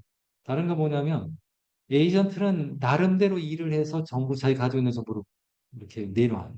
그러면 주변에서 어떤 포트나 연결 액세스 포인트에 가서 정보를 그냥 가져올 수가 있게 됩니다. 이런 형태로 되어 있는 시키고 가져오는 게 아니라 얘들이 자기가 한 결과를 보여주면 그 정보를 가져다가 일을 갖다가 전체적인 일의 결과물을 만들어가는 형태로 하는 걸 리비전 베이스드 시스템이라고 합니다. 이러한 이제 디센트럴리즈 스트럭처로 에이전트 CF, 컬래버리티브 필터링을 하는 거, 레커멘데이션 시스템에서 컬래버리티브 필터링 하는 걸 LLM을 사용해서 하는 거예요. 어떻게 하냐면 에이전트와 현실적이지는 못할 수 있어요. 어떻게 하냐면 거기에 있는 그 추천 시스템에 있는 모든 사용자, 모든 아이템을 각각의 하나의 에이전트로 만든. 그래서 뭐라냐면 에이전트가 그 자기가 하는 거에 대한 프로파일을 가지고 있어요. 나는 뭘 좋아해, 나는 뭘 싫어해, 나는 이거는 안 좋아해. 이걸 갖다가 텍스트로 가지고 있어. 그리고 에이전트 간에 뭐 주고받고 이야기를 해. 그래서 뭔가 새로운 결과가 만들어졌어요. 그 새로운 결과에 대해서 다시 검토를 해요. 또 앞에서 이렇게 한다고 그랬는데 여기 아래는 잘못되어 있네. 그러면 그 잘못되어 있는 정보를 다시 수정해요. 그러니까 메모리를 가지고 있는데 잘했다 잘못했다도 점수를 주는 게 아니라 텍스트를 줘요. 그 텍스트를 주고 텍스트를 보고 LLM이 처리를 해서 일관성이 없는 부분의 메모리를 바꿔요. 그래서 내가 뭘 좋아하는지, 내가 어떤 걸 싫어하는지, 또는 아이템 같은 경우는 이거는 어떤 사람들이 좋아하는지, 싫어하는지 이런 정보들을 관리하도록 해서 에이전트, 그러니까 추천하는 시스템을 만들어보고, 그러니까 분산 구조로 이렇게 만들어낸 시도해본 에이전트 CF라는 방법도 있습니다. 가능성을 보여준 거고, 얘는 프레퍼런스에 해당되는 걸 텍스트로 가지고 있는 거고, 잘했다 못했다 평가하는 것도 텍스트로 그냥 평가를 해주고 하는 재미있는 시도 있습니다. 다음 구조는 이제 계층적으로 구성하는 게 있어요. 그러니까 하나만 가지고 하는 것도 좀 문제죠. 하나가 이제 관리해야 되는 대상이 너무 많아지게 되면 얘가 부담이 크잖아요. 그 다음에 분산 구조로 가면 누구도 책임 안 지고 있죠. 그렇죠? 다 그냥 남들하고 그냥 내가 대화할 수 있는 것끼리 정보 가져올 수 있는 것에서 다 가져오고 내 것 제공하고 이렇게 되는 거예요. 음. 그러니까 마치 그냥 그 블록체인에서 이제 분산 서버가 있는 것처럼 디스트리뷰트 레저 시스템이 구성되는 것처럼 돼 있는 아무도 책임을 안 져서 폴트 톨러런스 다 레저 시스템 같은 거 그럴 수가 있는데 일을 할 때는 꼭 좋지는 않죠. 그래서 이제 계층적이 부족하도록 합니다. 그래서 대장이 있고 대장에 이제 부대장들이 있고 부대장들이 또 다른 팀을 그냥 데리고 있고 이런 식으로 합니다. 그러니까 일을 하게 될 때 조금 더 체계적으로 또 통제 가능하게 할 수 있는 게 계층적인 구조이죠. 캐머리라는 시스템이 그렇게 되어 있는데요. 롤 플레이는 하는 거예요. 각각의 롤을 주고 너는 무슨 롤을 해. 그래서 맨 위에 AI 어시스턴트 롤이 있어요. 너네 뭐 하는 건지 롤을 다 정해놨어요. 얘가 이제 있고 여기 이제 태스크 스페시파이어라는 것이 있어요. 그 다음에 롤 갖다 그 녀석의 영향을 받는 그러한 그 지시를 받는 그러한 또 에이전트도 있어요. 여기 보면 AI 유저라는 게 있고 AI 어시스턴트라는 다른 에이전트들이 붙어 있습니다. 아래. 그 녀석들이 주어진 역할에 따라서 또 일을 합니다. 이렇게 이제 계층적으로 해서 롤플레잉 할 때 어떤 역할, 어떤 현상이 일어나는지, 의사결정이 일어나는지 그런 걸 연구했던 방식이 캐멀이라는 멀티에이전 시스템인 방법이에요. 또 이제 하이브리드한 아키텍처. 일부는 센트럴라이즈된 구조, 일부는 그냥 디센트럴라이즈된. 이게 가장 현실적인, 그러니까 실제적인 거죠. 매번 이렇게 할 수도 있고 매번 저 방법을 쓸 수도 없잖아요. 이렇게 섞여 있는 구조가 하이브리드 아키텍처이고 이런 상황에서 어떻게 하면 좋지 하는 걸 이제 연구를 하고 있지. 근데 여기서도 이제 어떻게 통제를 하고 일을 시키고 컨트롤을 하는가 하는 게 고정되어 있으면 스태틱한 시스템이고 그게 상황에 따라서 바뀔 수 있도록 되어 있으면 이제 다이나믹 시스템이 되겠죠. 이렇게 하고 있는 게 다. 구조적으로 보면 콜라보레이션 할 때 고려해야 되는 그런 콜라보레이션의 형태가 있고, 콜라보레이션 할 때 구조가 있고, 스트래티지가 있고, 커뮤니케이션 하는 방식이 다르게 되죠. 그에 따라서 정보를 어떻게 주고받을지, 통제를 어떻게 할지가 결정될 수 있습니다. 다음 네 번째 파트로는 에이전트 디자인 패턴인데요. 뭐 디자인 패턴은 어떤 설계를 할 때 이제 널리 그냥 쓸 수 있는, 아, 이럴 때 이렇게 하면 돼 하는 거잖아요. 에이전트 시스템도 이제 소프트웨어이기 때문에 효과적으로 에이전트 만들 때 어떤 방법을 어떻게 하면 되게 좋지? 이런 것들을 같은 연구를 해왔어요. 상당히 많은 부분은 소프트웨어 개발에 사용하던 그런 이제 디자인 패턴들을 참고해서 비헤이비럴 패턴, 커뮤니케이션, 코디네이션, 스트럭처럴 패턴, 시큐리티에 관련된 거, 세이프티에 관련된 거, 그다음에 LLM 베이스드 LLM 에이전트들이기 때문에 그거 관련된 것도 따로 있고 하죠. 근데 이제 몇 가지 대표적인 패턴 어떻게 만드느냐. 그러니까 에이전트를 만들 때 리플렉션 패턴이 있어요. 이거 리플렉션이 뭐거든요? LLM이 완벽하지 못하잖아요. 얘를 어떻게 똑똑하게 만들 수 있을까? LLM이 결과를 만들어내요. 일을 시켜서 결과 만들어냈어. 그럼 뭘 하냐면 주어진 태스크와 결과물을 다시 LLM한테 주고 여기 이게 제대로 된 거야 평가를 하도록 한번 하는 거예요. 그러면 LLM이 자기가 풀었음에도 불구하고 다르게 평가를 해줘요. 또는 다른 에이전트를 쓸 수도 있고. 이렇게 해서 한번 검증을 하면 반복을 하게 되면 훨씬 나은 결과를 만들 수가 있죠. 되게 간단한 패턴인데 리플렉션을 통해서 LLM이 똑똑해진 에이전트가 될 수 있다. 이런 구조도 있고. 그 다음에 에이전트를 만들 때 툴 유즈를 한다. 툴을 사용한다. 에이전트가 다 모든 걸 가지고 있지 않아요. 그래서 에이전트 시스템에 그러니까 에이전트가 다 가지고 있는 게 아니라 LLM이 다 가지고 있지 않죠. 가지고 있지 않죠. 에이전트가 LLM을 가지고 있죠. LLM이 모든 기능을 제공하잖아요. 그래서 에이전트가 뭐라 하냐면 머리론 두뇌론 에이전트를 쓰고 그 다음에 에이전트가 요거 하려면 이럴 때는 요렇게 그러니까 LLM이 요거 할 때면 이렇게 하면 좋아요 하는 걸 정보를 풀어낸 형태를 주게 되면 그에 맞춰서 에이전트가 API 콜을 하는 도구를 호출해서 쓸 수 있도록 합니다. 그러니까 요즘 이제 AI 프로토콜에는 MCP나 A2A가 하는 일들이 그걸 갖다 쉽게 할 수 있는 프레임워크를 제공하는 거죠. 툴 유즈를 하는 거. 그러니까 툴을 유즈하고 있으면 기본적으로 LLM이 에이전트를 앞으로지 않아서 그렇지. 실제로 코딩하는 것도 되게 쉽게 이런 걸 갖다 할 수 있어요. 그러니까 만들어 놓고 에이전트 만든다 이렇게 되어 있는데 에이전트 만들 때 툴 리스트가 이렇게 되어 있어요. 그 다음에 LLM은 이거에 요 에이전트 이름은 이겁니다. 이런 거 하는 거예요. 그 다음에 이제 실행할 때 이렇게 프롬프트만 주면 이 프롬프트에 맞춰서 툴가 터출하면서 일을 할 수 있게 되어 있어요. 실제로 개발자 입장에서는 되게 쉽게 돼요. 리액트라는 건 Reason and Fact 액트라는 거예요. 리즈닝을 한 다음에 그에 따라서 어떤 액션을 할 건지 결정을 하고 그 액션을 수행을 하고 그 수행 결과를 다시 LLM이 받아들이고 이렇게 하는 거예요. 그 과정을 반복할 수도 있고. 그러니까 react라고 하는 거는 reason and act라는 거예요. 그래서 LLM을 사용하기 때문에 이런 게 가능했죠. 이제 플래닝 패턴은 뭐냐면 일을 하는데 단번에 되지 않기 때문에 큰 일은 복잡한 일은 여러 개 단계로 단계를 나누어서 각각의 단계를 수행할 수 있다. 단계를 나누는 일도 LLM이 할 수가 있고요. 나누어진 각각의 단계에 어떤 처리를 할 때도 LLM이 사용될 수가 있어요. 그렇게 하는 패턴을 쓰게 되면 쉽게 할 수가 있어요. 플래닝을 하는 게 되게 쉽지는 않은 일이었어요. 되게 어려운 일이었는데, LLM이 되게 잘해주고 있어요. 그 결과가 플랜이 좋을 수도 있고 나쁠 수도 있잖아요. 그런 거는 이제 리플렉션을 통해서 하든지 아니면 이제 그 플랜이 실행 가능한지 또 LLM한테 물어보기도 할 수 있고 아니면 실제로 플래닝 용도로 사용된 특별한 용도의 플래너를 갖다가 외부적으로 불렀을 수도 있죠. 풀수 이런 패턴들. 멀티 에이전트 콜라보레이션 하는 거.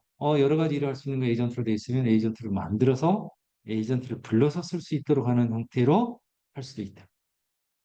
다음 오케스트레이션이 있는데요.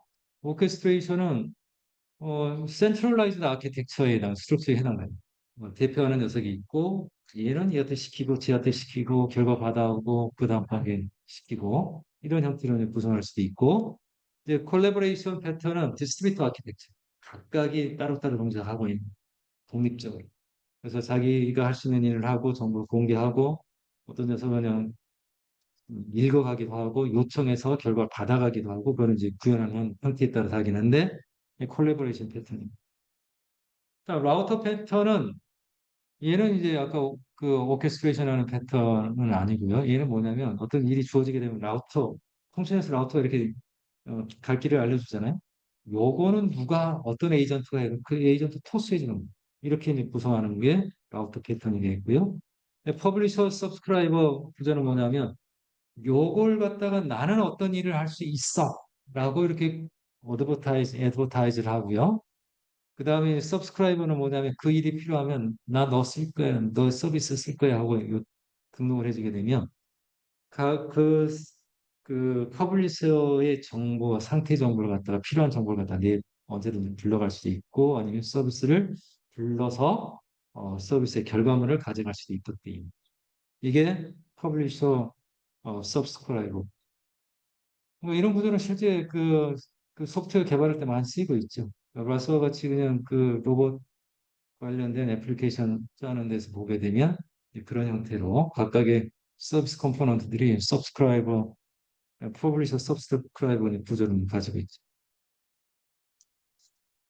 다음 이제 에이전트 이볼루션인데 이 LLM 중심으로 해서 LLM이 계속 발전해야 돼. 계속 발전하려면 어떻게 시켜야 되는가? 이제 시간이 많이 되는데요. LLM에 있어서 오토노머스하게 옵티미제이션하고 셀프 러닝을 해야 된다. 그러니까 셀프 슈퍼바이즈 러닝을 하고 어댑테이션을 할 수 있는 방법들이 있어요. 어, 그러니까 마스킹을 해서 이제 프리트레이닝을 한다. 그래, 마스킹을 어떻게 시킬까? 쉬운 것부터 좀 어려운 거를 순서로 마스킹을 시킨다든가, 엔트로피를 보고한다든가, 아니 무작위로 해서 여러 가지 옵션 준다든가 하는 것도 있고요. 그다음에 이제 모델 머징 할 때 어떻게 할 건가, 어댑테이션 어떻게 할 건가, 다양한 데이터를 써야 되는데 어떤 방법으로 다양성 있는 데이터를 만들 건가 하는 부분도 있고요. 얘는 사실 에이전트에 국한된 거라기보다는 LLM에 관련된 거죠. 셀프 리플렉션하고 셀프 커렉션하는 방법들.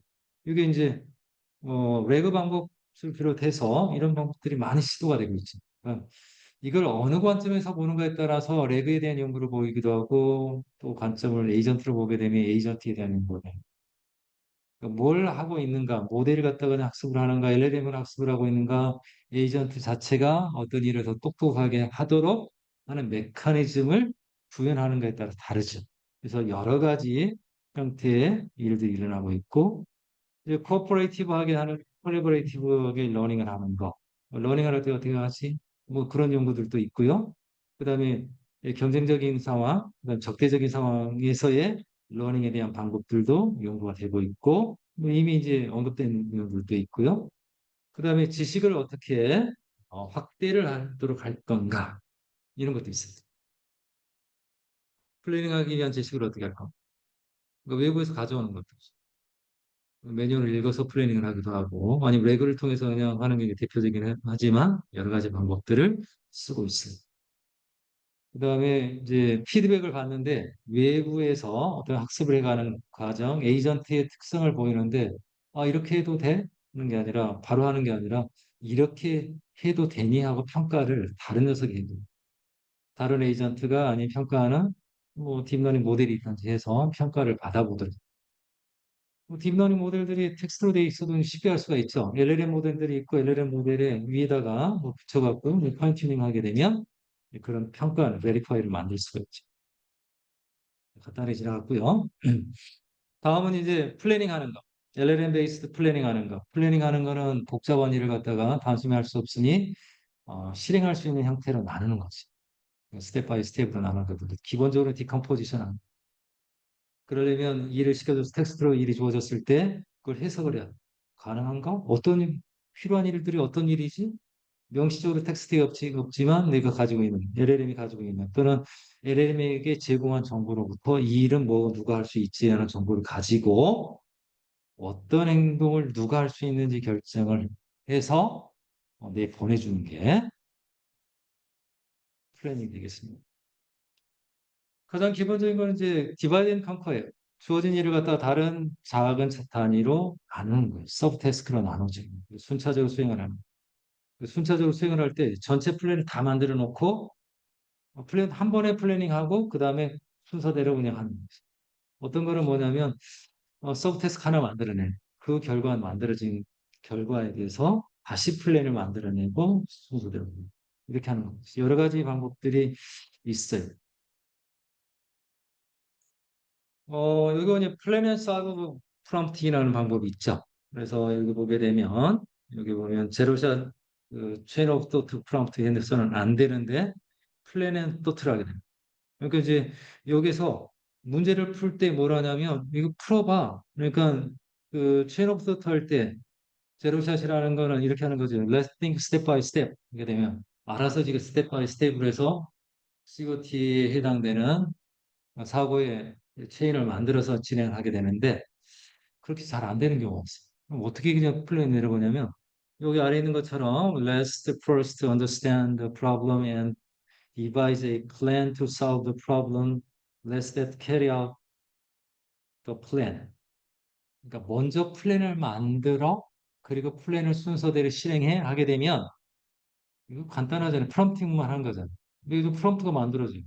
이 프롬프트를 갖다가 만들어진 프롬프트를 갖다가 여기에 질문한테 붙여주는 거예요.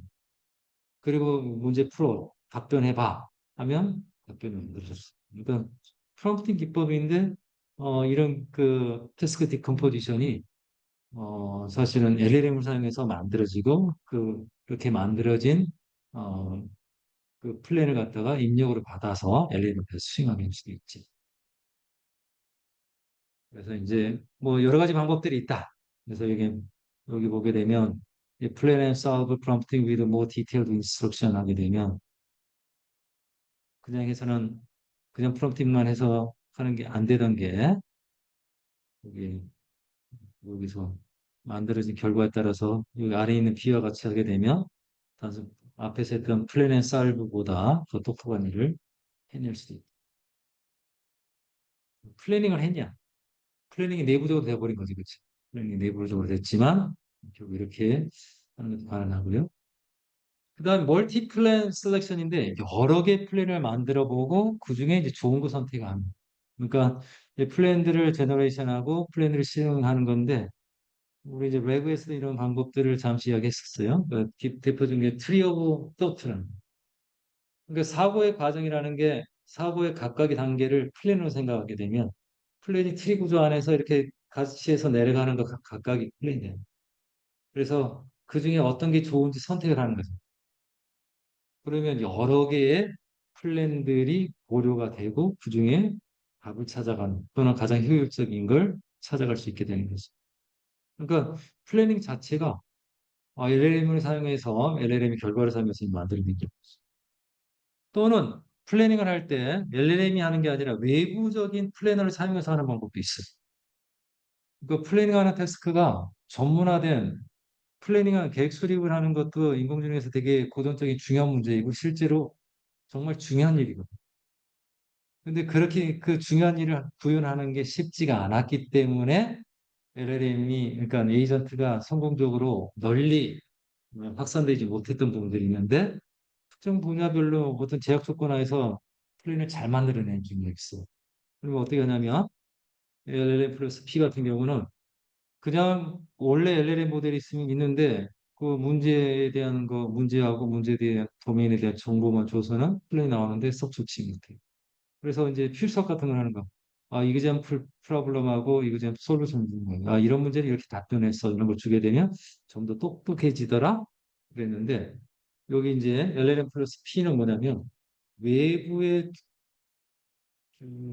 P는 외부 도구가 여기가 외부 도구예요. 여기가 이제 외부 도구예요. 그러니까 뭘 하냐면 먼저 플래너를 외부적인 진짜 플래닝을 하는 도구를 써야 되는데 걔들은 되게 정형화된 형태로 문제에 대한 플래닝할 문제를 받아들여요.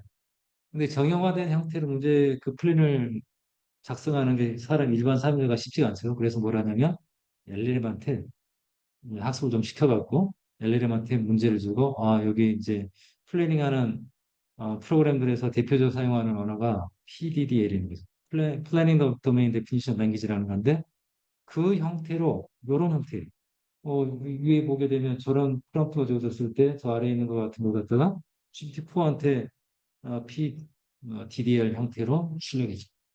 그 문제가 이렇게 문제 정의를 갖다가 자동으로 해줍니다.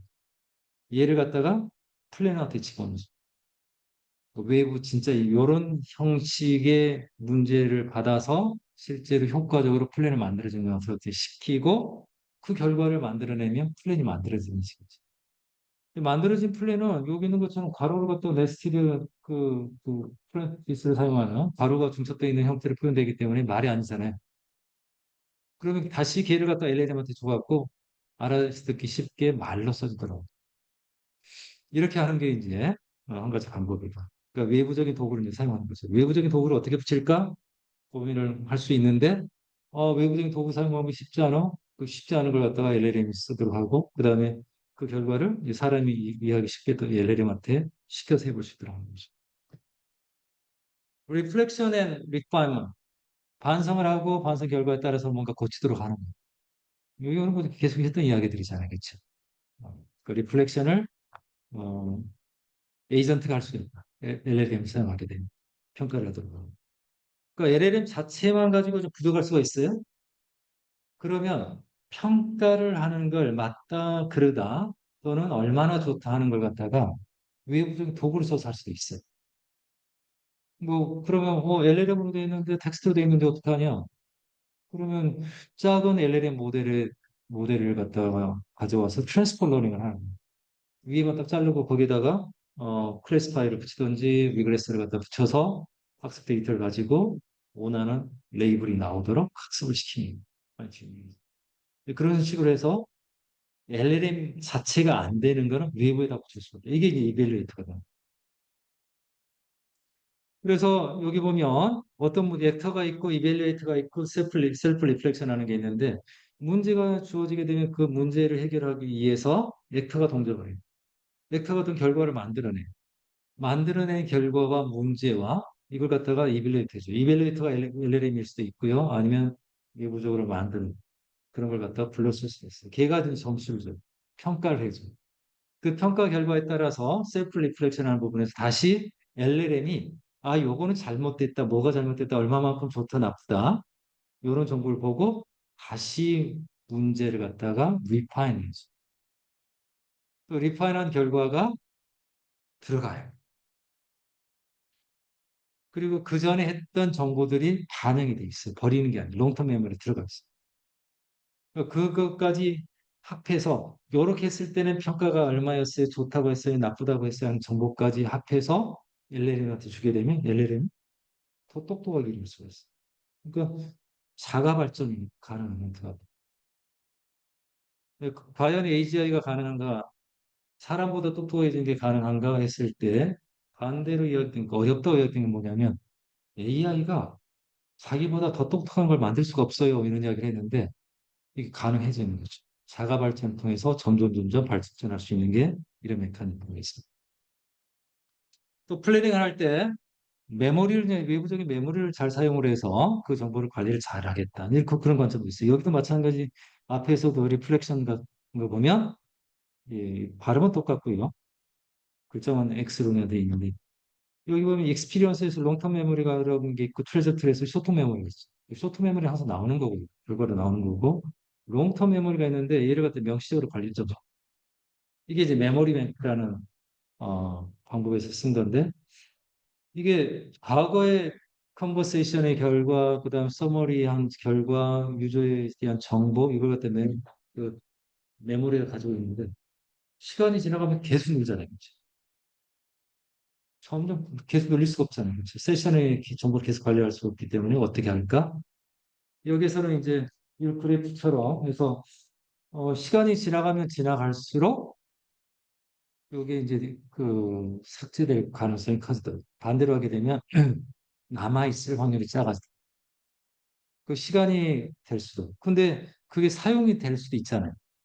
그러면 사용된 시점은 또 그 사용된 빈도에 해당되는 거는 중요도로 반영이 되고, 그 다음에 얼마 동안 있었는지는 시간으로 해서 그거에 대한 여기에 리텐션 될 확률을 갖다가 주고 쳐낼 거. 그 쳐낼 때도 이제 요약을 해서 이렇게 할 수가 있겠죠. 그런 방식으로 해서 이제 플래닝이 됩니다. 플래닝 할 때 메모리를 사용해서 과거의 정보를 사용할 수 있게 돼 있어요. 다음에 에이전트 프로토콜인데 에이전트 간에 통신하게 돼 있어요.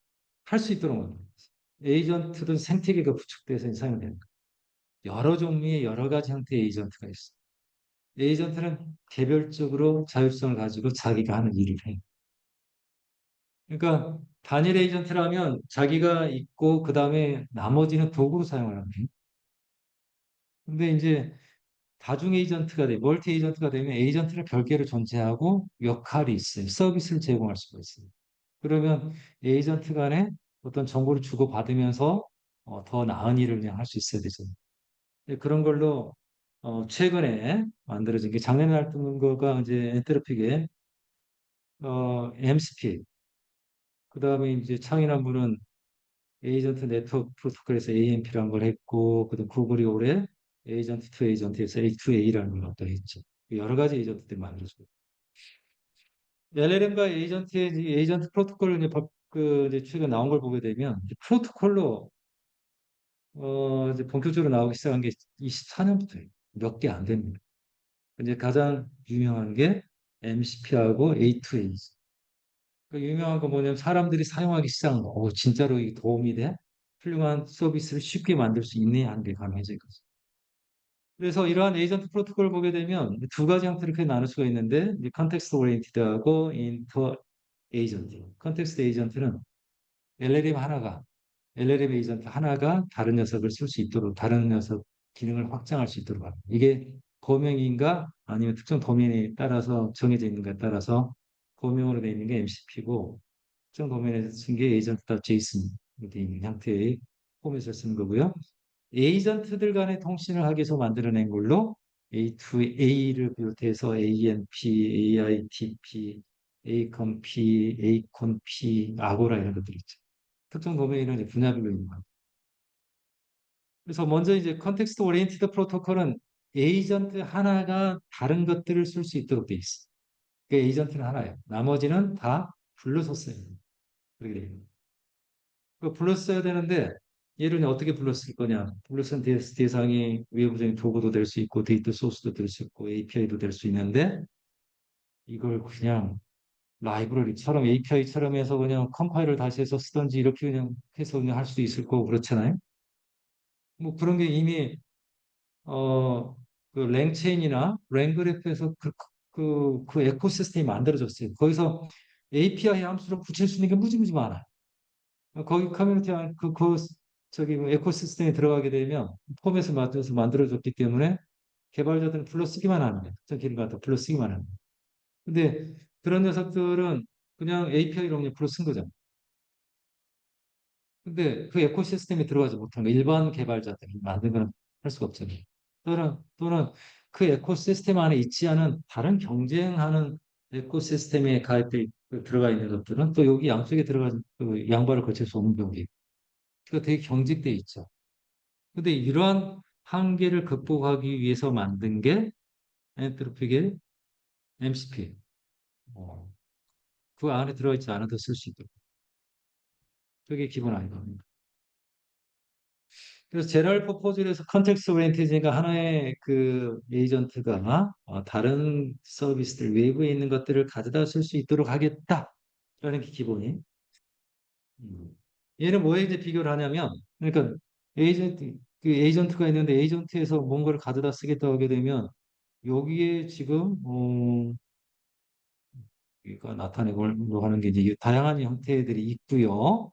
그 다음에 그림이 뭐 다양한 형태의 외부적인 도구들이 있고 얘들을 이제 그 MCP 서버 형태로 해서 이제 불러 쓸 수 있도록 하고 서버를 부르기 위해서는 클라이언트라는 게 필요해요. 이제 그렇게 됩니다.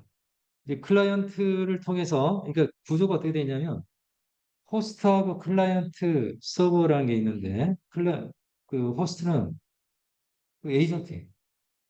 그다음에 서버는 특정 서비스를 외부적으로 제공하고 있는 거죠. 그러니까 이게 서버로 그냥 동작을 하고 있고, 그다음에 얘하고 통신을 해서 주고받고 하는 역할을 하는 중간에 매개 역할을 해주는 녀석을 클라이언트라고 부르고 있습니다. 그러면 어, 호스트 애플리케이션에서는 클라이언트의 인터페이스를 통해서 서버하고 접근만 합니다. 근데 이제 여기서 이제 특징이 뭐냐? 특징이 뭐냐면, 이게 지금 자기 에코시스템에 있는 게 아니라 바깥 다른 에코시스템에 있는 제3자들이 들어오도록 하는 건데, 얘를 여기 만들었던 데서 뭐하고 비교했냐면, API, 일반 API하고, 일반 API는 API를 부르는 형태가 다 다르잖아요. 다 다르게 돼 있어요. 그러니까 API를 갖다 부르려고 하게 되면, 얘를 갖다가 여기 임포트를 하든지 아니면 같이 컴파일을 하든지 하게 될 때 되게 복잡한 과정을 거쳐서 하게 돼 있는데, 그래서 인티그레이션 쉽지가 않아요.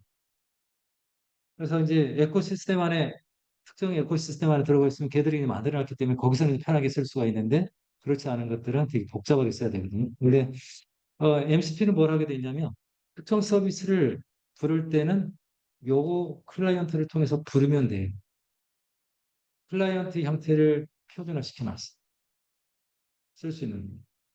그 다음에 클라이언트는 그 서버마다 다른 형태로 통신해야 되는데 그 통신하는 거를 갖다가 클라이언트가 감당을 하도록 했어요. 그러니까 애플리케이션 개발하는 녀석은 클라이언트를 불러서 사용할 수 있는 것만 알면 되는데 얘는 되게 표준화된 형태로 만들어놨어요. 쉽게. DTL을 숨겨놨어요. 마치 그래서 여기서 뭐라고 했냐면 USB-C 타입과 같다. 그러니까 예전에 여러 가지 커넥터가 있었는데 지금은 거의 USB-C 타입이 천하통일했잖아요. 그 연결할 때 USB-C 타입 어디나 꽂으면 되죠. 그런 것처럼 MCP의 표준에 따라서 클라이언트만 만드는 서버가 MCP 클라이언트로 서비스가 제공되도록만 해놓게 되면 어떠한 에이전트 프로그램이든 그걸 쓸 수 있다는 게 MCP입니다. 그래서 통신 방법은 이제 서버 센터 이벤트라는 방식. 얘는 URL 갖다가 통해서 접근하는 방법이고요. STDIO라는 방식을 통해서 로컬에서 접근을 갖다 할 수 있도록 하는 겁니다. 그림 보도록 하고 그 서버를 이렇게 공작하도록 돼 있어요. 그러니까 서비스가 있으면 서비스를 그 서비스로 서버가 그러니까 애플리케이션의 서비스를 제공하는 서버로 만들어서 띄워놔 런을 갖다가 시켜놓는 플레임의 서비스를 제공할 수 있어요. RCP를 하는 거야. RCP를 리모트 프로시저 콜을 그냥 하려고 하게 되면 이게 떠 있어야 되잖아요. 그렇죠? 그걸 갖다가 쉽게 하도록 서버로 띄우는데 쉽게 그냥 그 하는 것들 있잖아요. 패스트 API 하는 것처럼 얘는 패스트 MCP라는 게 있어서 얘는 이렇게 하는 거야. 이렇게 만들어주는. 그리고 띄우면 설치가 돼서 그냥 그 실행이 되어 있어요. 그 다음에 이제 얘를 부르는 거는 어, 클라이언트를 통해서 해야 되는데 클라이언트를 만드는 것도 이렇게만 해주면 어떤 포트고 IP가 뭐고 어떤 포트이고 통신 방법은 뭐야 이 정도만 주고 웨더라는 서비스는 이렇게 부를 거야 이 정도를 주고 얘는 서비스는 멀티 서버 MCP 클라이언트라는 것을 통해서 쉽게 만들어져. 그 다음에 하는 거는 클라이언트를 통해서 부르기만 해주면 돼요. 클라이언트를 부르는 부분이 시간이 여기에서 코드가 여기 클라이언트가 됐지. 음.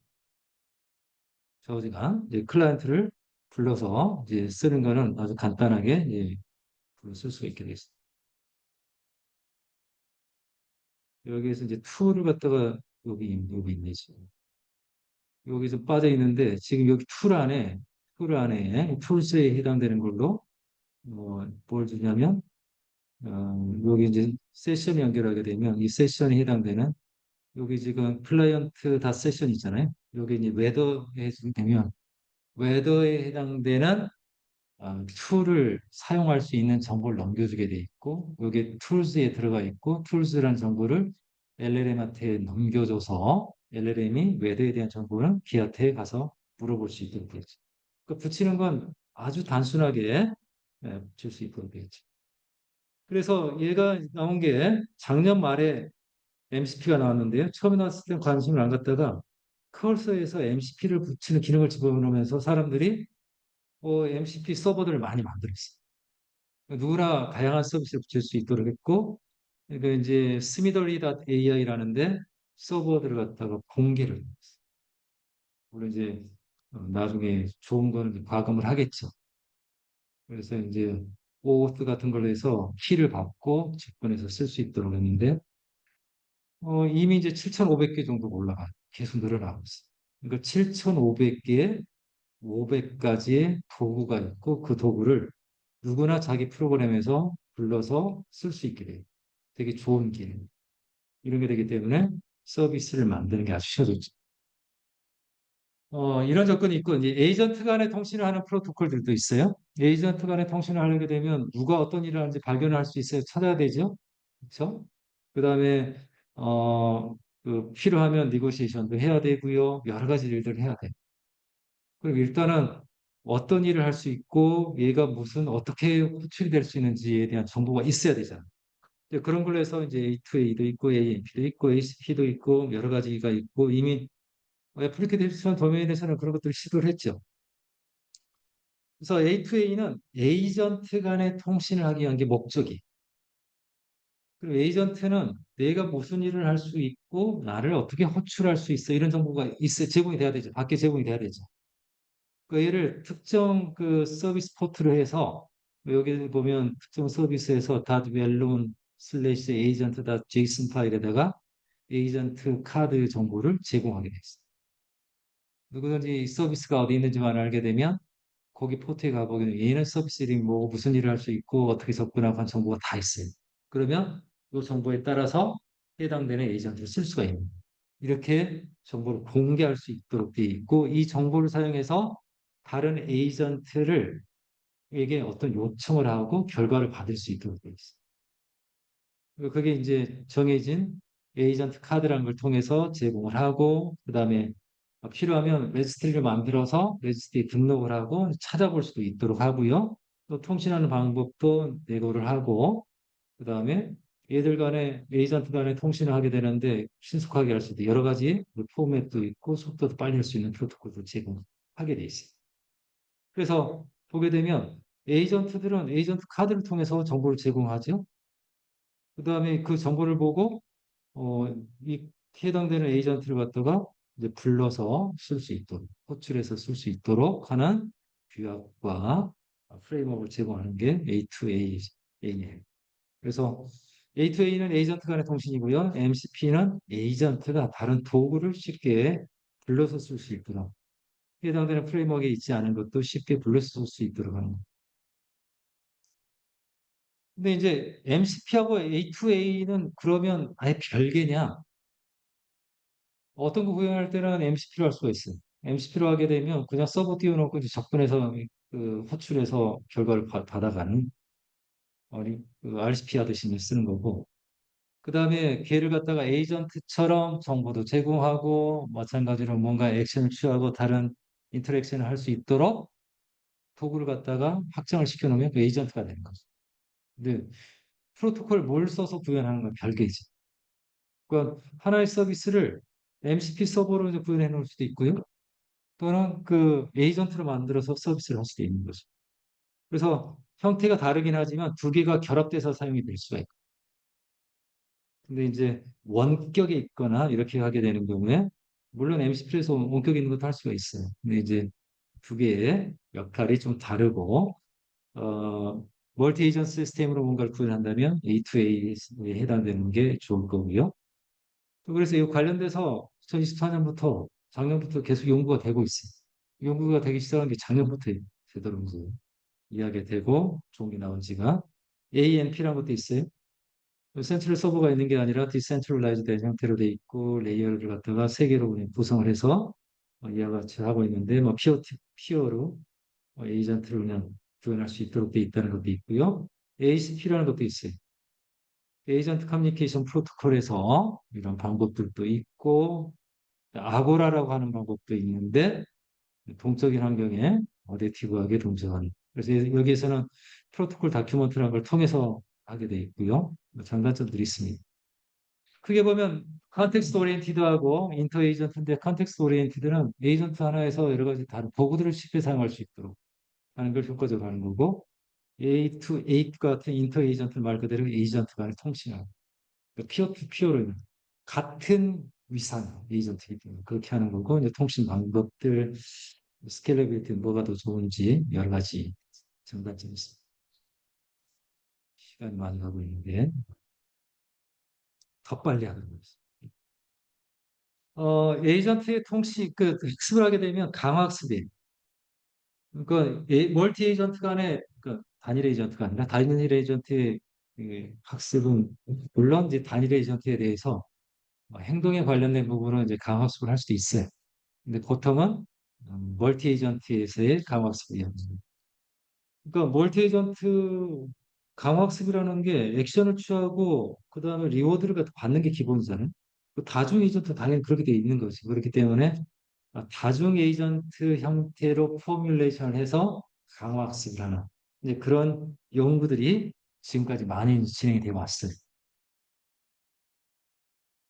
그래서 이제 예를 보게 되면 이제 강화학습 관점에서 보게 되면 기본적으로 문제가 어떻게 지금 강화학습 문제는 마크업 디시전 프로세스를 예정해야 되는데 이제 분산 환경에서 이제 하게 되면 디센트럴라이즈 막 partially observed MDP, 그러니까 홈 DP라고 partially 없죠. 그러니까 에이전트 하나가 모든 다른 에이전트의 모든 정보를 다 할 수가 없어요. 그 환경에 대한 주변 환경에 대한 정보를 다 할 수가 없어요. 그렇기 때문에 partially observed 하는 게 맞고 그다음에 이제 다중 에이전트가 하게 되면 디센트럴라이즈 그런 상황에서의 에이전트에 대한 다중 에이전트에서의 감학습도 연구가 되고 있고요. 학습하는 것도 하나가 전체 정보를 모아서 학습을 한 다음에 그 다음에 거기서 실행을 하도록 통제를 하는 그런 것도 있고요. 이게 센트럴라이즈 트레이닝, 센트럴라이즈 엑스큐션이고 그 각각이 다 학습을 한 다음에 각각이 따로따로 통제권을 가지고 에이전트가 동전하는 것도 있고 학습은 하나 모아서 하고 실행은 나눠서 이렇게 하는 것도 있고 그렇게 학습하는 스킨이 나눠질 수가 있습니다. 그리고 그 센트럴라이즈 러닝에서는 정보를 한 곳에 다 모아서 하는 거고 완전히 이제 분산되어 있는 거는 다 따로따로 그냥 학습을 하는 그렇게 상황도 있고요. 어, 그다음에 이제 센트럴라이즈 됐을 때 정책별로 각각 에이전트별로 정책을 따로따로 가지고 있는 경우도 있고 에이전트가 똑같은 정책을 사용해서 동작이 다 다를 수가 있어요. 근데 이제 상황이 다르기 때문에 그 상태는 이제 다를 수는 있지. 그다음에 이제 센트럴라이즈 트레이닝 하는 거 동시에 이제 트레이닝을 피해가면서 이제 학습을 할 수도 있겠죠. 뭐 여러 가지 방법들이 있고요. 그다음 통신할 때도 하나가 자기 정보를 갖다가 모든 녀석에 다 보내주는 브로드캐스트 하는 방법이 있고 아니면 특정한 녀석한테 해당되는 녀석한테 정보를 보내는 게 있고 네이버 주변에만 정보를 확산시키는 이제 그런 형태로 정보를 주고받으면서 학습을 해가는 그런 방법도 있습니다. 리워드에 관련된 거 보상 체계인데 보상을 하게 될 때 에이전트 하나가 아니니까 여러 개 있잖아요. 코퍼레이티브 하는 경우에는 전체에 대한 목표가 좋아져요. 전체에 대한 총 하루세의 결과가 좋아지게 되면 그때 큰 점수를 주게 돼요. 그런 게 있고 이제 경쟁적인 상황에서는 내가 점수가 올라가면 상대가 떨어지게 되는 것도 있죠. 그다음에 이제 그런 관점이 아니라 보상이라는 게 강학습에서 보게 되면 매번 행동을 할 때만 나오지 않죠.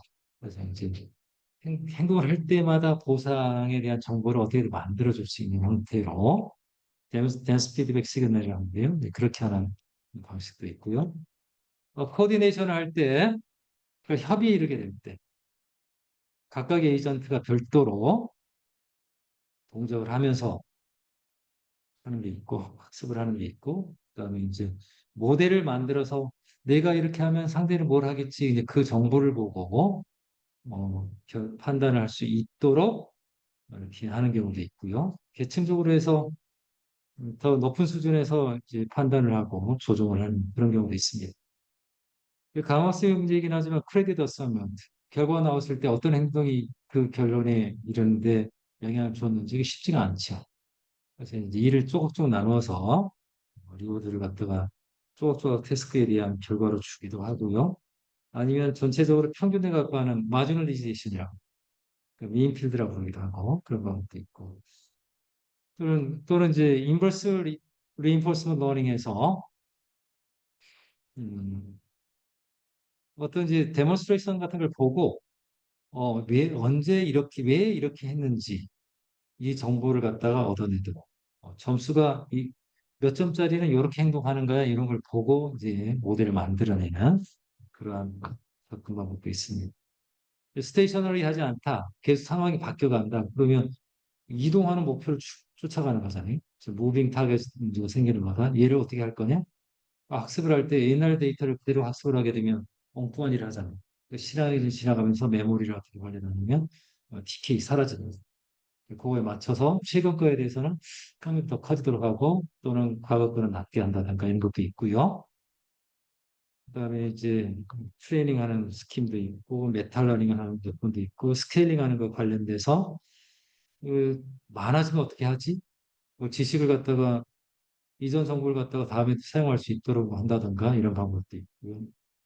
미인필드란 방법, 어, 그 전체에 대한 어떤 특성을 보는데 평균치를 가지고 이렇게 해서 복잡한 계산 안 하도록 한다든가 뭐 여러 가지 수도 있어요. 아니면 어, 조금만 변화에 대해서 민감하게 되면 성능이 떨어지기 때문에 둔감해지고 하는 방법이 있습니다. 보이지 않는 건 어떻게 할 거냐? 다 볼 수가 없다고 그랬잖아요.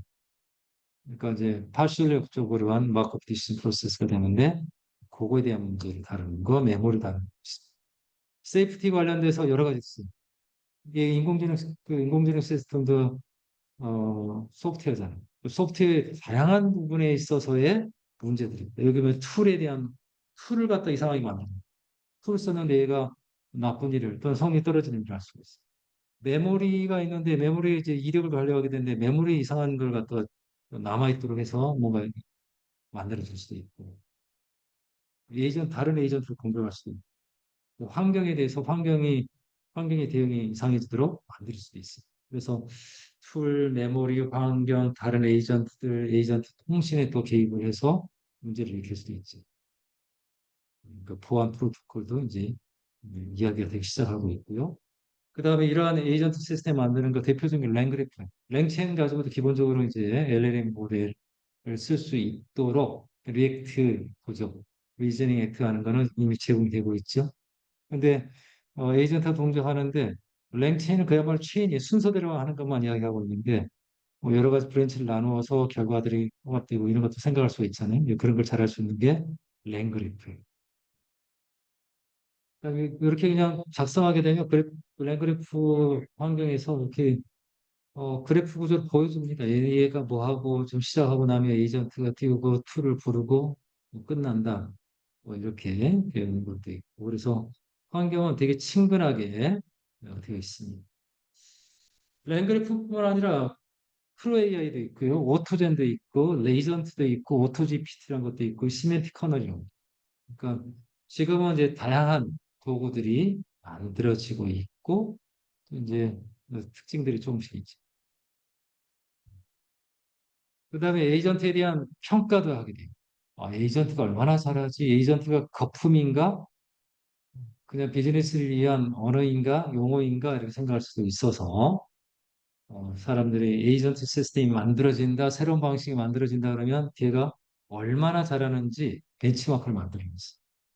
그래서 비주얼 에이전트 벤치라는 걸 보게 되면 비전에 대한 정보, 그다음 텍스트에 대한 정보가 그냥 들어져서 에이전트가 동작을 해서 도구들을 사용해서 일을 하게 돼 있는데 여기 위에 있는 그 막대 그래프를 보게 되면 성능이 계속 올라가고 있죠. 모델들이 커지면서 올라가고 있고.